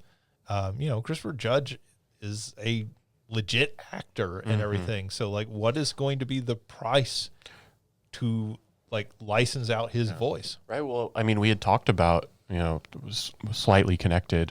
Over the weekend, I think it was announced that Mandy Patinkin is going to play Odin in the God of War adaptation television TV show. Yeah, and Amazon. Is it Richard Schiff? Is that his name? Yeah, Richard Schiff. People were hoping for him because he does the voice in Ragnarok. He's an Emmy-winning actor, like from The West Wing. It's not just some, as we've always sort of joking, like some random guy that they just said, hey, can you be this character for us? Well, I mean, Mandy Patinkin is no slouch himself, right? But I guess I mean, like, with these AI generated things, it's not like, some random person that just works at the company, right? That it's like, hey, this isn't 30 years ago. Yeah, we need you to do this thing, where if it's just like some robot voice, nobody's going to really care. Like these are people who have like legitimately worked on their craft and like became experts at their craft. And I don't know. Yeah, it's just. And maybe that's even less of an issue for a Richard Schiff than it would be some of these people who are professional voice actors, right? Like that is their entire source of income. Because Richard Schiff always can be like, he can do other things, Yeah, I mean, he probably, is doing plays. I know Mandy Patinkin does. But like, he's doing different TV shows and movies and that sort of thing. Whereas if you are, if you're Nolan North or somebody, right? Like that's your entire source of income. Yeah. And so if you're thinking, well, they're going to do a Nathan Drake podcast where Nathan Drake pops on there, but it's an AI representation of me, like what am I getting paid for that? Or am I even okay with that?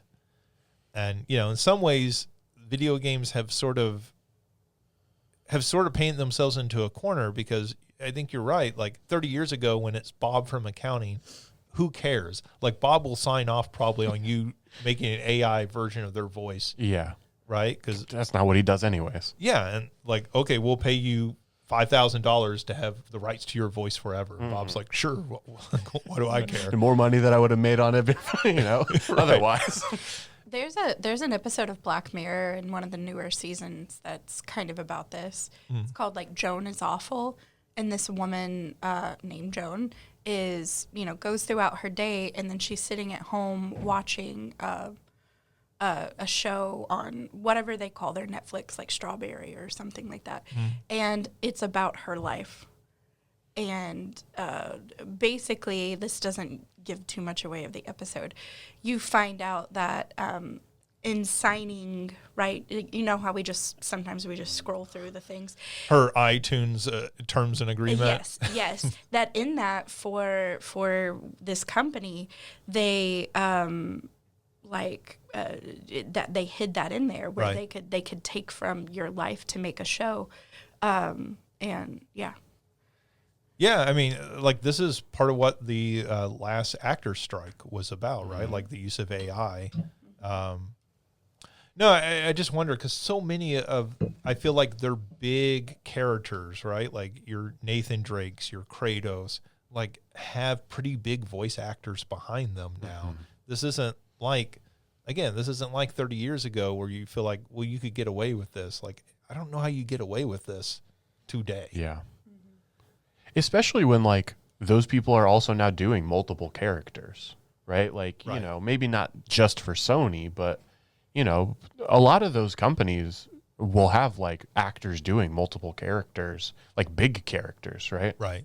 I mean, we talked about Dispatch and like how many of those, you know, once you got past the sort of Hollywood recognizable names, those other voice actors are people who are like in every game or every other game you hear about. Or I think about the woman that won Best Performer for the Game Awards. She was Mael in Claire Obscure. Right. She was also Shadowheart in Baldur's Gate 3, and she's one of the voices in Elden Ring. And so it's like, at some point, it gets to like, well, you're just going to have her talking to herself. Is it going to be a podcast of all her different characters, like talking about what you should play? I think he should play my game next. No, he should play my game next. Like, I mean, that's when I say like hell, that's like the hellscape I'm imagining. Like, what is the eventual outcome of this? And you know, like, who wants this? Yeah. Like, you know, if you're like, well, we're gonna make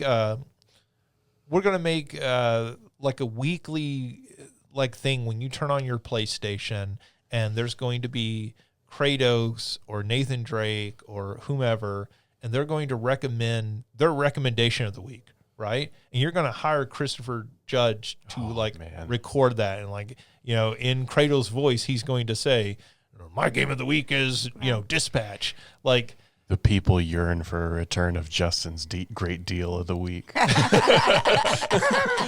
But like, I could see that having some interest with people, right? Like, there's something sort of cutesy and like, you know, fun about that. But like this, I just don't know who this appeals to. Yeah.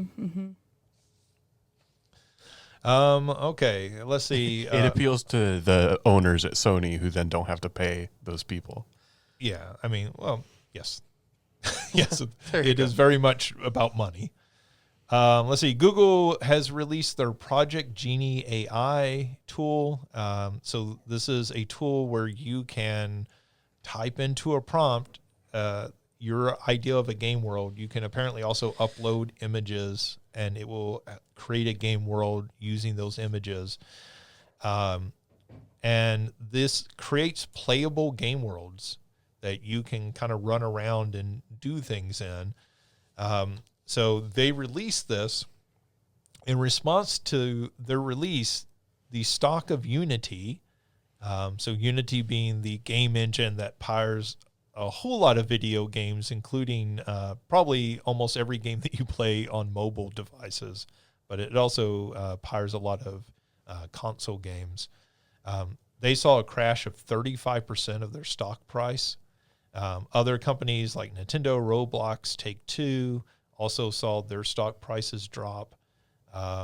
This was enough that some of the people from Rockstar like actually came out and were like, "Hey, we're not using AI. We think people really want like handcrafted game worlds. Like we're placing every street, every building, every sign that you see. We are hand placing those in response to this."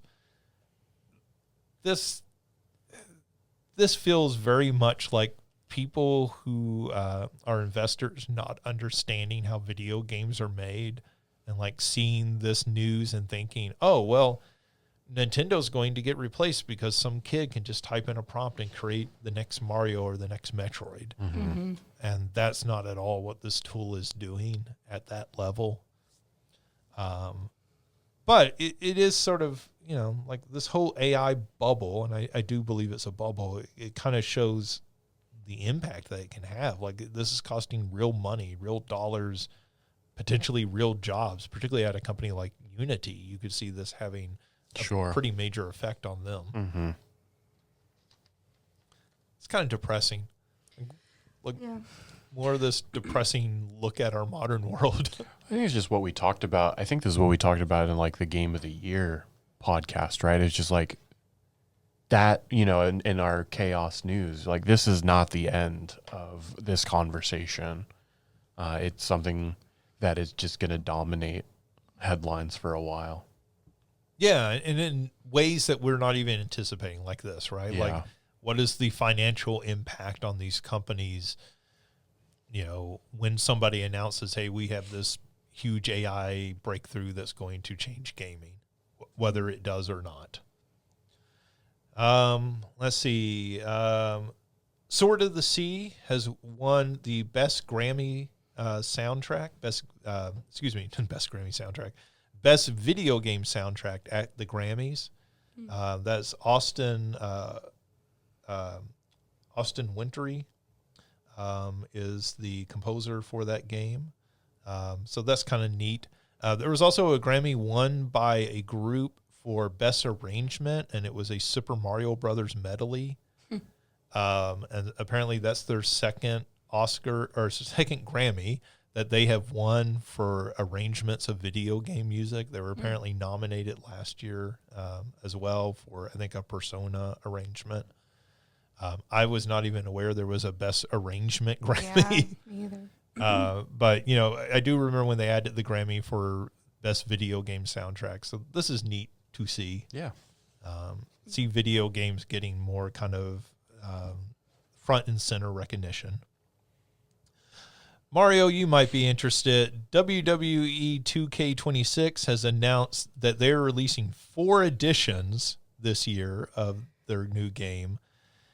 Those editions range in price from $70 to $150. But that $150 version is not like it comes with a John Cena statue or something, which you normally think of these like $150, $200 special editions. That's all content. That's all digital content that you're getting. That is additional like characters and arenas and everything that you're getting as part of it. And they are charging $150 for this. So this seems like a new insanity for like varied editions of a game. Like we have reached a new high or new low depending on your perspective of where we're going with these. So I thought it was worth mentioning. I don't know, Mario, if you have any specific views on this. I'll buy 0 of the editions. Sometime about 9 months from now.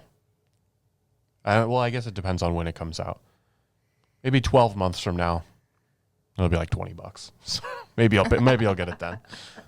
I think last year's is currently $20. Those 2K games, when it's no longer the current edition, they drop pretty dramatically in price. A lot of them you can just end up getting for free on the not Humble Bundles, but Game Passes and stuff like that.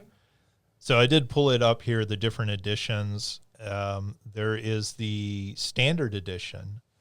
You can upgrade to the King of Kings edition. Okay. Which comes out you can play it a week earlier if you buy that edition. All right. How much is that? This one does not have the prices on it.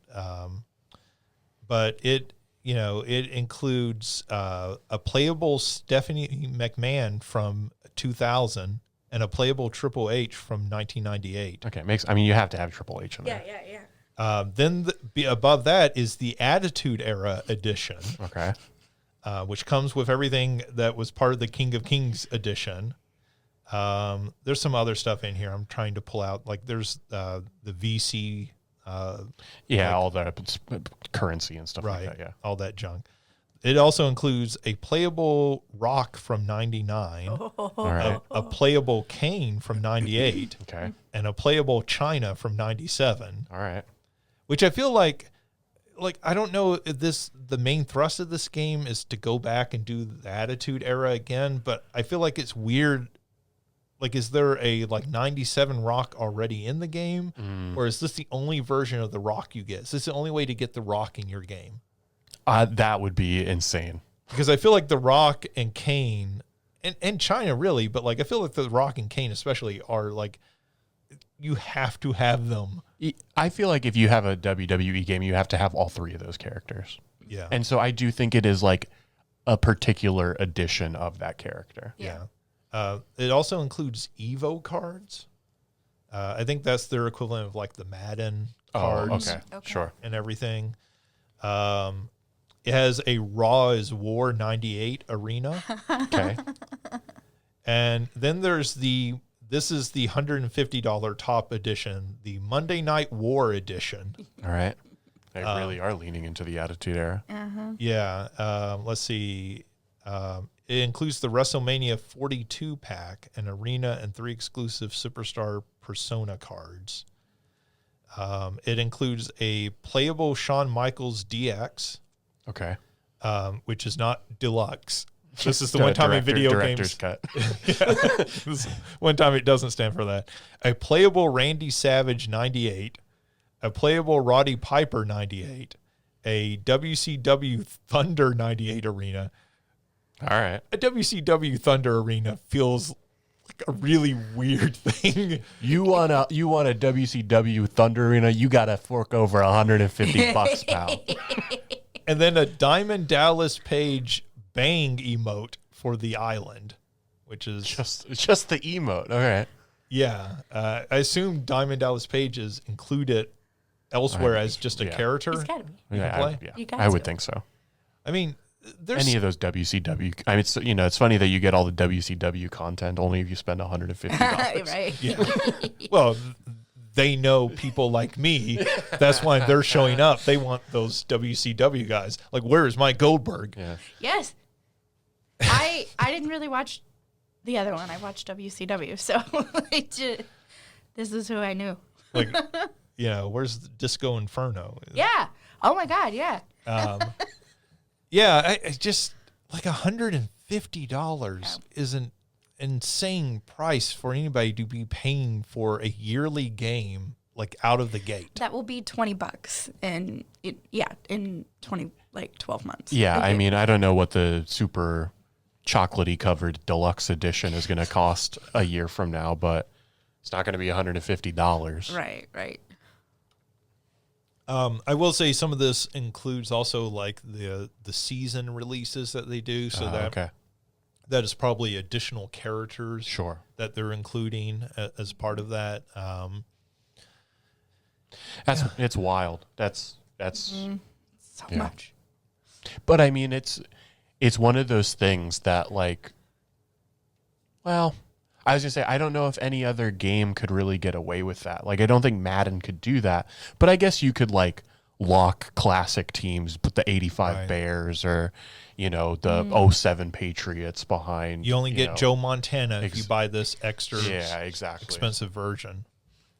I mean, they've done that in the past, right? Like, so NBA 2K has done that with like Michael Jordan or Kobe Bryant. Like, you get them if you pay for this extra expensive version. But I mean, my sort of reaction to this, like from somebody who, is a fan of wrestling and like this might get me interested if you're doing an Attitude Era, like Monday Night Wars in the game. Really leaning on the nostalgia of all that. Yeah, like that might get me interested in the game, but then I look at this and I go, well, hell, like what I would want is $150 and I'm not going to spend that kind of money on this game. Like I'm probably not going to spend $70 on this game, but I'm certainly not spending $150 on it. Right, because I mean, I don't know what all the bonus currency and all that sort of stuff that you get. There's no way that in like a normal DLC that would be more than $10. Right. Yeah. Or is there a way, or can I just like get the characters without all of the other stuff? Right. No, and the answer is probably no. Of course not, but that's nuts. Right. Can I buy the $70 game and then get a few of those just characters? Is there a WCW pack I can buy? Yeah, DLC pack. Or, I really love Shawn Michaels. That's my favorite wrestler, right? So I just want that one. I don't care about all the other things that it comes with. Yeah. Yeah, I mean, I don't know. Like, when I look at something like this, and part of the reason I include it is it just feels like such gouging of the fans. And like they're not the only ones who have done this. Certainly Madden and FIFA and 2K, NBA 2K. Like a lot of the sports franchises are guilty of this. But I also feel like when you're releasing one of these every year, right? To gouge your fans when you're already putting this out every year. Like, you already want me to buy Madden every year, and then you're going to gouge me on top of that. If this were a once every 3 years or once every 5 years, which is how I personally think the WWE games should be, or at least there should be, that's a different conversation. I think I hate that so many of the football games, any of the sports games really have just like, we've found the formula, here it is. Like, there's such little innovation on it. And it has really just moved to, how do we get as many possible microtransactions into this game as we possibly can? Yeah, and I've already come to terms with NBA 2K is going to be $70 every year, right? Even though, like you said, the changes from year to year are generally minor. Like, they're not roster significant updates, right? Yeah. Yeah. Is the most primary difference probably. But to do this on top of it, right, feels like extra exploitive. It's a 100%, more than a 100% increase in price. It's more than double the price. Yeah. It's crazy.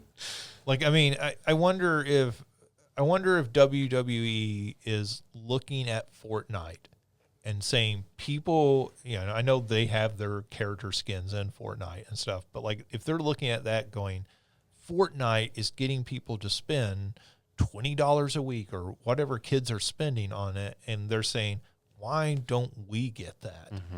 And this is like, or 2K is looking at it and saying, this is our way to do that. But they're already doing that with the virtual currency, whatever the VC stands for. They're already virtual currency.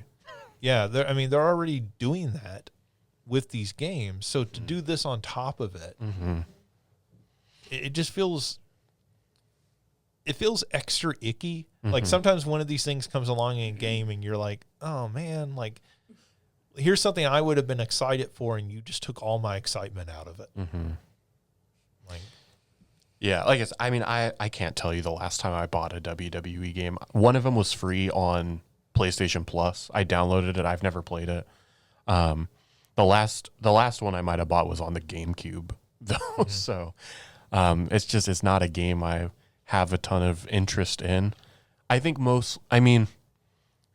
if they were to really, I think there are things they could do with it that would make me far more interested, but as I understand the games as they currently exist, I'm not all that interested in them. I picked up that last that AEW game that they made. It's okay. Like, it's not great. Like, it didn't get me as excited as I wanted it to for a game of that style. Like, but it's not a terrible game. Yeah.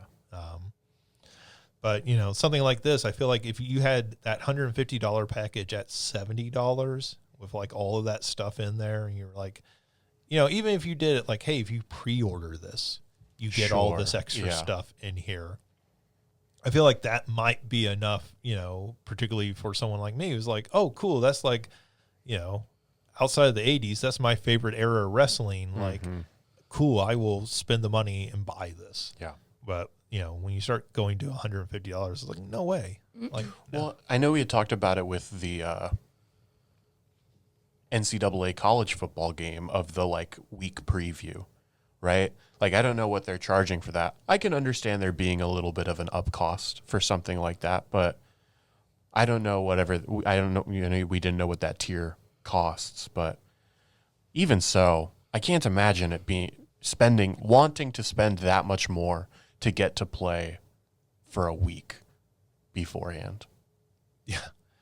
But, well, especially a game like this that's not like I don't think like a super competitive game. Like, I know you can play it against other people, but it's not, as far as I know, people aren't playing this in like online leagues and stuff like they do NBA 2K or Madden. Yeah. Like, there aren't esports WWE leagues as far as I know, where those other there probably are, but not any serious ones. Yeah, well, not where people are buying $1 million teams like they were with 2K and Madden. So we'll see how that works out for them. I think if you are interested in those expanded editions wait 6 months, they will probably be considerably marked down by then. Let's see. Dispatch. This story kind of blew up in the 2 weeks we were in the past 2 weeks, between our shows. So Dispatch was censored on the Switch 2. And so Nintendo got a lot of flack of people pointing their finger and saying Nintendo did this. If you're not aware, Dispatch has some moments of nudity in it, so that particularly is what is censored. You can censor it if you are playing it on PC or other consoles. And so, like, a lot of people do that for streaming so that, you know, they don't get kicked off of Twitch or YouTube or wherever they're streaming. But that is not an option in the Switch 2 version. It's just on, the censoring's on by default. You can't turn it off. So Nintendo got some blowback from this, enough that Nintendo came out and said, hey, we didn't do it. Like, we didn't tell them they had to censor this. So there's been speculation about, like, maybe why did they do this? Like, Nintendo has certainly allowed things in the past onto the eStore. And one of the speculations that I have seen about why this maybe happened is that Nintendo, when you release a game on the Switch, on the eStore, that game is like a unified version that goes out all around the world. And so if you buy the game in Germany, you have your language set to German, then it will play the German version of the game on your system. So it'll just switch over to the German language and everything for you. And so some people have speculated that maybe a specific country there were potentially problems about what the rating would be. And so that the developers of Dispatch self-censored this in order to get around that. Some companies with other games have gone around this by releasing country-specific versions of a game. And one of the places, kind of getting back to what we were talking about Tamagotchi Life earlier, some people have speculated it was Japan was the problematic country for the release of this. So not Nintendo of Japan, but the censoring board who rates games and everything in Japan would have been the reason for this. I thought this was interesting, just, you know, as a general issue, but I think specifically that Nintendo has a long history of censoring games. Like, came out and was like, it's not us. We didn't tell them what to do. They specifically even said, we do not tell people what to do in their games. We do not tell people what to censor or anything in their games, which I think is an important statement from Nintendo to come out and make. Yeah. You know, this is the company that famously, before Congress, said Night Trap would never appear on a Nintendo system, which of course you can buy it on the Switch now. You know, so this is a company that at one point was very much adamant about, you know, preventing certain games, certain content onto their consoles. So if you want to play the full version of Dispatch, play it somewhere other than Switch, I suppose. We talked on the last episode about Ubisoft and their cancellations of games and everything. I just thought this was kind of funny. The director behind Beyond Good and Evil 2 has come out and said, well, we're still working on this game. It's not one of the ones canceled, which, come on, Ubisoft. Of all the games that you're canceling, you had a game ready to release and you canceled it, and you are keeping work on Beyond Good and Evil. This is the sunk cost fallacy at work. This game is never coming out. I say that as somebody who loves the original Beyond Good and Evil. This game is never coming out. None of us believe you. This has got to be some scam. We're going to find out years from now. This is some sort of embezzling scam. Beyond Good and Evil 2, its entire existence is like some sort of big scam. Even when they showed that game off last, it was with Joseph Gordon-Levitt's like website where they were like, hey, go to this website and you can like make content and we will not pay you and we'll put it in the game and it'll be our content. It has always felt like a scam. And like, what are they doing? How can this be true? Like, of all games to still be going on, like, I mean, this is now approaching Duke Nukem Forever levels of just like an eternity in development hell. Like, nobody believes this game is real. Well, I think we see why Ubisoft is having problems. I think you're right. I think this is so indicative, right, of their problems that they're having. Let's see. The Disney Afternoon Collection, we mentioned that it had been rated for Switch and Switch 2. They have now come out and announced that it is coming to Switch. And with the addition of two additional games, not new games, but Goof Troop and Bonkers for the Super Nintendo will be included as part of that package. They were not included originally with the game. They have only announced that for the Switch version, so they are not like updating the other versions of the game to add those as part of it, which is a little weird and kind of annoying. But there's probably some licensing cost involved in there where they don't want to absorb that cost and everything for those other previously released versions. If you have a PC, just get an emulator and play Goof Troop on your own. They have announced a Tecmo Bowl movie is in the works. It is said to include some animated segments of the gameplay. Okay, Mario, as somebody who grew up in the Bay Area, what are the odds that they include Bo Jackson in this? Because to me, you don't even make this movie if you cannot get Bo Jackson to cameo in it. Yeah, it feels like you have to some extent, right? You've got to have Bo. To some extent. I mean, when they make any allusions to this game today, like there's a famous joke about this in Family Guy, and in that segment of Family Guy, like Peter plays as Bo Jackson, right? Mm-hmm. Like that's the joke everyone knows about this game, is that if you play as Bo Jackson, he is completely overpowered in a way that no other football player has ever been in a video game. Yeah, I think I know I had sent this in the in our group chat. I think it's so interesting that they've got this movie in the works and they're making a Madden movie, and so much of that Madden movie, it sounds like, is about the like video game deal between whomever and EA, like for his likeness, because like I think it's John Mulaney plays whoever the main EA guy is. I can't think of his name off the top of my head. And it's like Nicolas Cage playing playing Madden, right? Nicolas Cage is Madden, and Christian Bale is Al Davis. What is this movie? It's I haven't seen any of this. It's a pretty big director. I can't think of. It's the guy who did like Silver Linings Playbook and American Hustle. Yeah. Not Paul Thomas Anderson. I can't think of it, but anyways, yeah, it's like a pretty big. It's going to be an Amazon Prime, I think, original movie, but it comes out in November. Yeah, the images. Yeah, but anyway, like I said, the point that I'm making is it's David O. Russell. David O. Russell, thank you, directing it. But yeah, I think it's interesting that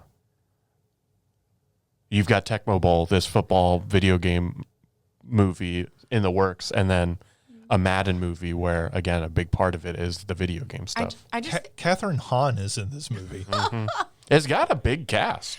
I just think it's funny that like the way that Hollywood is turning to video games right now to like harvest all of the stuff, but it's just interesting that they chose Madden and Tecmo Bowl because it's like I don't know well, like I could understand a Madden biopic, Mm-hmm. I mean, he's a guy who's a 2-time Hall of Famer. Yeah, like he might be the most famous head coach of all time. Yeah. Certainly one of the most recognizable names in football history. For sure. So, like, I understand that. But for the video game side of it to be supposedly, like, a significant portion of the movie is somewhat surprising. I mean, like, that certainly adds to his recognizability, but yeah. But you have to think, like, I mean, where you grew up, you like know him as his like history as a coach, right? More so as a commentator.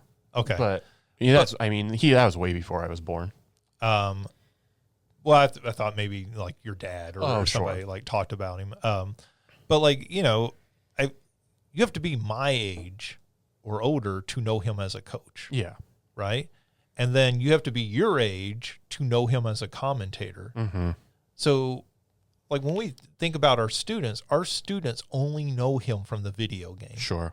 Like they may not even know that he was ever a commentator. A head coach. He won a Super Bowl as a head coach. Right. Yeah. Like they may not even recognize him as that. So like, you know, in some ways he is more known today as the video game than he is known as any of the other stuff, which is kind of insane. Like if you're my age, you feel like you're going crazy because you're like, how is this the thing that he is most known for? But like, it makes sense if you stop and think about it, right? Like, I'm not sure my nephews know John Madden as anything other than the name on the video game box. Sure. And like, he doesn't even appear in a lot of the video games anymore. It's not like the old games where he would like be front and center, his image. Yeah, I think he was on the cover of most of them, and then he would be like one of the main commentary guys. Right. But I mean, I can't imagine. I mean, he's dead now, obviously, but they're not AI voicing him yet. Yeah, or even just using like old lines of his, you know, to reference like individual plays. Right. But yeah, so yeah, interesting that both of these are coming out so close to one another. Yeah, I mean, like, you know, Tecmo Bowl feels like a movie entirely made for, like, again, like my generation. Like, kids today, do they even know what Tecmo Bowl is other than, like, it gets referenced occasionally? Sure. So, like, I don't know what that movie would even be. Did you see they're making a Matchbox movie? And Apple's making it. The Cars? Yes. Okay. And John Cena stars in it. All right. And they released the first images like the other day of what this movie looks like. And the images that they've released so far, like one of them is just John Cena in a suit running down a road between cars. And I'm like, who is this movie for? Like a Matchbox movie should be made for kids. And like, it's looking like a Fast and the Furious. Well, I guess that's what they're doing with it. And I just don't know, like, what, like, if you're making that, I feel like go get the Stranger Thing kids and, like, cast them in it or something where it's, like, aspirational Big Brother sort of, like, characters. I could see that, like, not casting, like, children, but, like, the 20-something young actor. But, like, John Cena just feels... So then I was wondering, like, why are they casting John Cena? Because this movie's really for me. It's not for children. Absolutely. Because I feel like I feel like Hot Wheels has more like name cachet. Today it does. Yeah. But yeah, I think it is. It's for you, Justin. Tecmo Bowl, Matchbox. Yeah. Yeah. Well, there's the He-Man movie coming out this summer. Oh, How do we? That is definitely for me. Well, they got me hook, line, and sinker. You want to know why they're doing it? Is because people your age go to the movie theater still. Yeah. Oh. Us old fogies wandering into the movie theater. By the way, I didn't talk about it earlier, but like Send Help is amazing. Oh yeah, that's a fantastic film. Nice. Have you not seen the previews of it? Rachel McAdams and Dylan O'Brien. Is that his name? Yeah. Directed by Sam Raimi, like sort of thriller horror film set on a deserted island. Oh, cool. Yeah. Seemed like kind of up your alley. Yes, yeah, definitely. Yeah, I started watching the first few minutes of Begonia and then had to pause it and need to go back to it. That one's also a really good one if you haven't. At least it is so far. Yeah, I haven't caught up on that, but I wanted to watch that. Speaking of movies, though, Iron Lung came out this past weekend and made $17 million, coming in second place just behind Send Help. Send Help is a movie released by Disney, so had that entire marketing power behind it. Iron Lung, which was something I didn't even know was coming out until it started to come out, is a film based on a video game, but it is adapted by the YouTube streamer Markiplier. Markiplier. Yeah. And so he wrote, directed, and stars in this adaptation of this video game. And it's like a 2 hour and 7 minutes or something. Like, it's a pretty long movie. And it made $17 million this weekend at the box office. Because all of the YouTube fans were, because I was watching this person that I watched their vlogs. She took her nephews to it because they're big Markiplier fans. So I have no doubt that's it.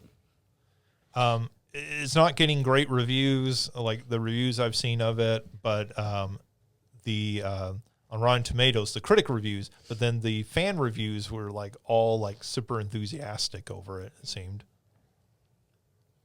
Yeah, I mean, like, it's definitely I don't know, like, it goes to show, and I guess the one thing that, like, regardless of, like, critical reviews, I admire that this was clearly a passion project. Yeah. And that, like... Yeah, he self-financed it. Yeah, like, he went with it. Like, he did it, and I think that is commendable in and of itself. Sure. Yeah, I mean, particularly when we don't have original movies in the theater that often. So our top 2 movies this weekend were both original movies, which is kind of cool. I mean, Iron Lung's an adaptation, but, you know, it's not like we've had an Iron Lung film before. Sure. Right. Speaking of video game movies. Yeah. Speaking of not original ones where we're going back to the well again, they did put out a Return to Silent Hill film. It has now made $5 million in 2 weeks of release, so Iron Lung tripled it in its opening weekend. I will also say, like, this film got no publicity for it at all. Like, I didn't know that this film was coming. I knew they were putting out a Silent Hill film, but I didn't know it was coming out now. And I saw, like, no advertising or anything for it, which makes me feel like the studio knew they had a dud and just dumped it into early January. Yeah, I have not heard anything good about it. Actually, that's not fair. I heard one good thing about it, and that is there's one scene with, like, the, like, not marionette, but, like, the mannequin-esque thing, that the way they move is really good. That is where the compliments of that I saw for the film ended. Yeah. That was disappointing because that one Silent Hill film they made originally was pretty good, like, especially at that time for a video game adaptation. Well, I know that and I think a significant disappointment of it was that this is effectively based off of Silent Hill 2, which is massively, beloved. Yes. And just had that remake that was also well received. And that it just seemingly so missed the mark in terms of, like, what that game is doing and the way the adaptation choices that whomever the creators, the filmmakers chose to make. Yeah. And we are getting that Resident Evil film, which is from the director of Weapons, which is, like a film that got a lot of critical praise and a lot of talk around awards time and everything. So you kind of look at that and go, people have high expectations for that film now. So because Weapons was real good. Yes. I really liked it. He made Barbarian before that, which is also very good. Which was amazing. Yeah. So I like Weapons better, but, like, those are both good horror films in recent years. Let's see. End on some good news. Not that was bad news, but some actual, like, news we can all kind of get behind. Nintendo, as part of their Virtual Boy rollout on Nintendo Switch Online, they're going to include 2 previously unreleased Virtual Boy games. So games that they had finished, but because the Virtual Boy was dying, they just never released these games. So they're putting out D-Hopper and Zero Racer. Zero Racer is actually in the F-Zero universe. So it is an unreleased F-Zero game that is getting a release on Nintendo Switch Online. but you will need some sort of device in order to play these games on your Switch 2.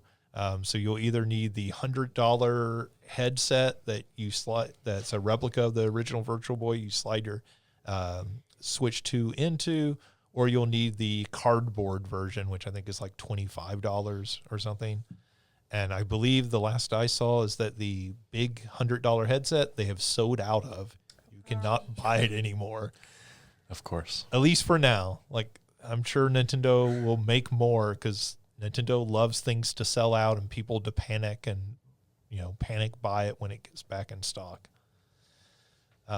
They certainly know how to take advantage of their fans. Good for them. All right, that leads us to our big question of the week. And our big question of the week this week comes from longtime listener, longtime write-in of big questions for us, Derek from Kentucky. He writes in, if you were leading a design team making a new video game console and were also in charge of naming it, what would you call it? So if you were developing a new game console, you could give it any name that you want. What would you call it? So we talked about this before the podcast, before we started recording, and I was like trying to think of words that I use video games for, and then maybe stick them in the thesaurus and see. So I wrote down distract, dissociate, connect, and I was like, okay, well that is a console name. So then I looked in the thesaurus, and it was like conjure or wonder. And I was like, conjure might be interesting because, like, if it, I don't know, like, if you could have a role in setting stuff up, that would be interesting. We immediately, though, zeroed in on dissociate, that the dissociate box is the depressing system for all adults in their 30s and 40s. Here we go. I think too the disassociate box feels so it feels so dystopian. It feels like you're watching it feels like what the rich people in the Hunger Games are doing.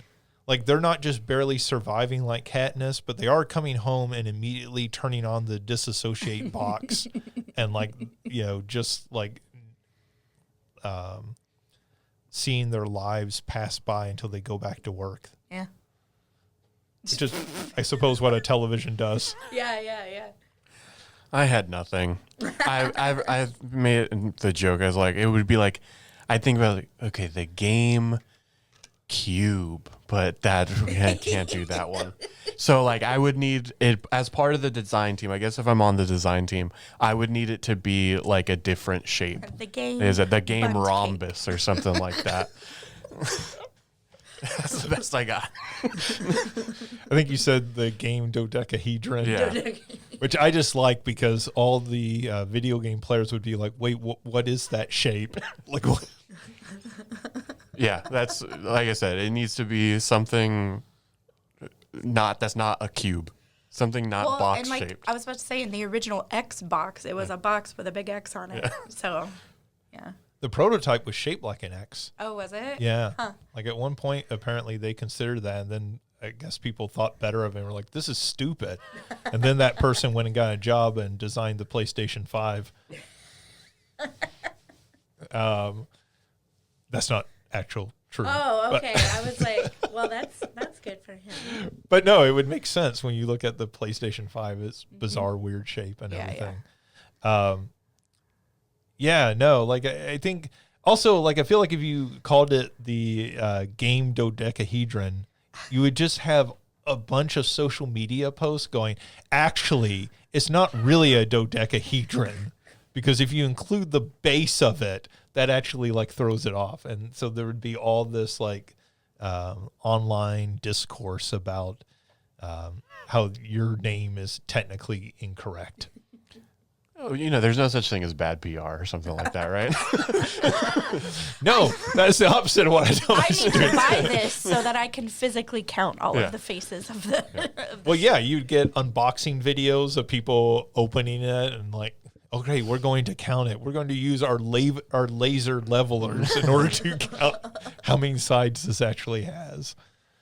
I didn't have much better. I did try to think what would be the goofiest name based on like video games. So my favorite was the Atari 2. Like, just forget that Atari made anything else ever and just like put a big 2 on it and just be like, you like the Atari? This is Atari Part 2. Yeah. And the N64 2. yeah, like just put a 2 onto most things other than the PlayStation, or have the PlayStation 2 2. 2. Yeah, there you go. Because that was the console, right, that has sold the most. Mm-hmm. Yeah. So then they would want to revisit PlayStation 2. Except then you would have all the like people going, "Oh, the PlayStation 2 went woke. It's a 2 now." The other idea I had was, okay, so at one point they were working on a 3DO successor, and it was called the M2. So my suggestion was like the M3. I said the 4DO. Well, but just don't explain it to anyone. Just like announce that our console is called the M3, and like the confusion it would create among video game players who have no idea what that's an allusion to. Right. Just like really like screw with people's heads with the naming of it. Because I feel like that's the fun part, right? This is like going from the Xbox to the Xbox 360 to the Xbox One to the Like Xbox S. why was it called the Wii U? Did I just miss that? They did talk about it at some point. Oh, they did? Yeah. Okay. Though that's a really terrible name Yeah. historically. Mostly because it confused people into not understanding it was an entirely separate console. Exactly. That's what happened to me. I went in to buy a controller or something for the Wii, and the guy at GameStop was like, "You mean the Wii U?" And I was like, "The what?" And he goes, "See, Nintendo messed up." I will say one of those like little sort of indie consoles that I think is a really great name. It's like a sort of Game Boy spiritual successor is the Playdate. Oh, right. Yeah. That's all I got. So, Playdate 2. There you go. There's our official answer. You throw enough dollars behind it, you can just take that name. Yeah, what's the name of the company that designed it? Is it Teenage Engineering? Is that their name? I have no idea. But like they designed that, and you're talking about the one with the crank on it, yeah. And so I feel like they know what they're doing, particularly with design, and so like they know what they're doing with like marketing too on that. Because you're right, that's actually like a really clever name, particularly because originally that system was releasing games like each week you got a new game as part of it. So the play date even makes more sense, like with that. Yeah, I don't know. Like, I feel like a question like this raises the interesting question of like, what have been really good names for consoles? Right. I think it goes to show that console names are pretty basic. Yeah. I mean, I think GameCube was like kind of a good name. Yeah. I mean, it was a cube that produced games. Yeah. But it also like kind of made it sound cutesy and everything. PlayStation, I think, it's not bad. No, that's pretty good. And then to be like, yeah, we nailed it the first time. Just put a 2 on that bitch. Like, well, I think like Xbox, they've done a good job of the branding with it, but I know when that was first announced, it was very confusing to people. Like, why is it called the Xbox? Particularly because it's coming from Microsoft. yeah. Like, it's a reference to DirectX, the API in Windows, but like nobody like got that. So, like Nintendo, I think the Wii is a really good name. All right. You know what company really did have the best console names, though, is Sega. The Genesis, that's a great name. The Dreamcast is a great name. Yeah. Yeah. What The was Saturn. Mega Drive in Japan was the name for, everywhere other than the U.S. The Genesis name was Mega Drive, basically. Which even Mega Drive sounds like pretty impressive, right? Like that sounds... Like, I think it's just one of those things that, like, I don't know. There's something about those names in particular that are just, like, they feel good. Yeah. Yeah, they feel very brandable, right? Genesis, Dreamcast. You know exactly what people are talking about when they say those. GameCube could be what your grandmother said, like, oh, you know, the game box that you play. It does. It very much feels like the way your parents or your grandparents like describe it. He's always sitting in front of that TV playing that game box. Everything is a Nintendo, but right. Yeah. Yeah, no, like, and then you have things like the CDI, like a terrible name. Yeah. The Pippin, Apple's video game console, which at the time, all I could think was Scottie Pippen. Every time somebody mentioned its name, I was like, cool, you named a game console after Scottie Pippen. Like, where's the Rodman? You named a console after the second best player on the Bulls team? That's a little weird. Look, it was their first console. They didn't want to be too presumptuous. We're not making a great role player in, the games. The Rodman is like the super aesthetic version of the Pippin. It comes in different colors. Yeah, it has skins you can swap out. Yeah. You can change the top of it every few weeks. Those names are weird. 3DO, 3DO is probably one of the better ones of like that kind of generation. Is that not the company's name? Well, it's the company that they created for it. Yeah. Because Panasonic have one at one point too? They made the 3DO. Oh, okay. They were one of the companies who made a version of the 3DO. There's like the Laser Active, which is the Laserdisc console. So you know what else is a good one? Is the Intellivision. That's also a good name. Yeah. Well, the Magnavox Odyssey, the first video game console, that's a pretty good name. Yeah. Like for that time period particularly, right? Like that sounds interesting and exciting and everything. Yeah, maybe I'm also just thinking about like Mario, but like that Odyssey would be like a good name for just like if you were to come out with a new console as well. Yeah. Something that like it isn't feel too tethered to any other thing. It's a good, obviously, Genesis is where that comes from, but something that it's like here we are establishing this thing as like an original, and I feel like that works well. Yeah, like Odyssey, this is your portal into other worlds, right? You're going on an adventure. You're having this. I think that works well as a game console name. Maybe when we forget you don't need the Iliad or anything like that. No. Well, I mean, we were getting an Odyssey movie next summer without an Iliad film to start with, right? So let's pretend that one doesn't exist. It's not that important. You already know there was a big wooden horse. That's all you need to remember. Achilles, his foot hurt or something. There's going to be like the first 5 minutes are going to just be that squished up. Probably. Yeah. Probably. Like because they cannot assume that people already know that story. Yeah. Maybe one week we need to do a ranking of the best game console That'd be names, because I feel like that would be interesting to do, because you brought up some good points about some of these. Yeah. All right, that does it for this week's show. Thank you to Christina and Mario for joining me. Thank you for listening to us. You can always check out past episodes and other content by going to salukigames.com. Our Game of the Year content is all up there, as well as individual lists that people prepared, including people not on this podcast. So do go and check those out. Those are a lot of fun. We've gotten some great feedback on people who've read those and like gotten some good ideas of new games to check out. So that's always neat to hear back from viewers and listeners on. So check that out at salukigames.com. We will be back soon with a new episode. Until then, have a great week, be safe, and play something fun.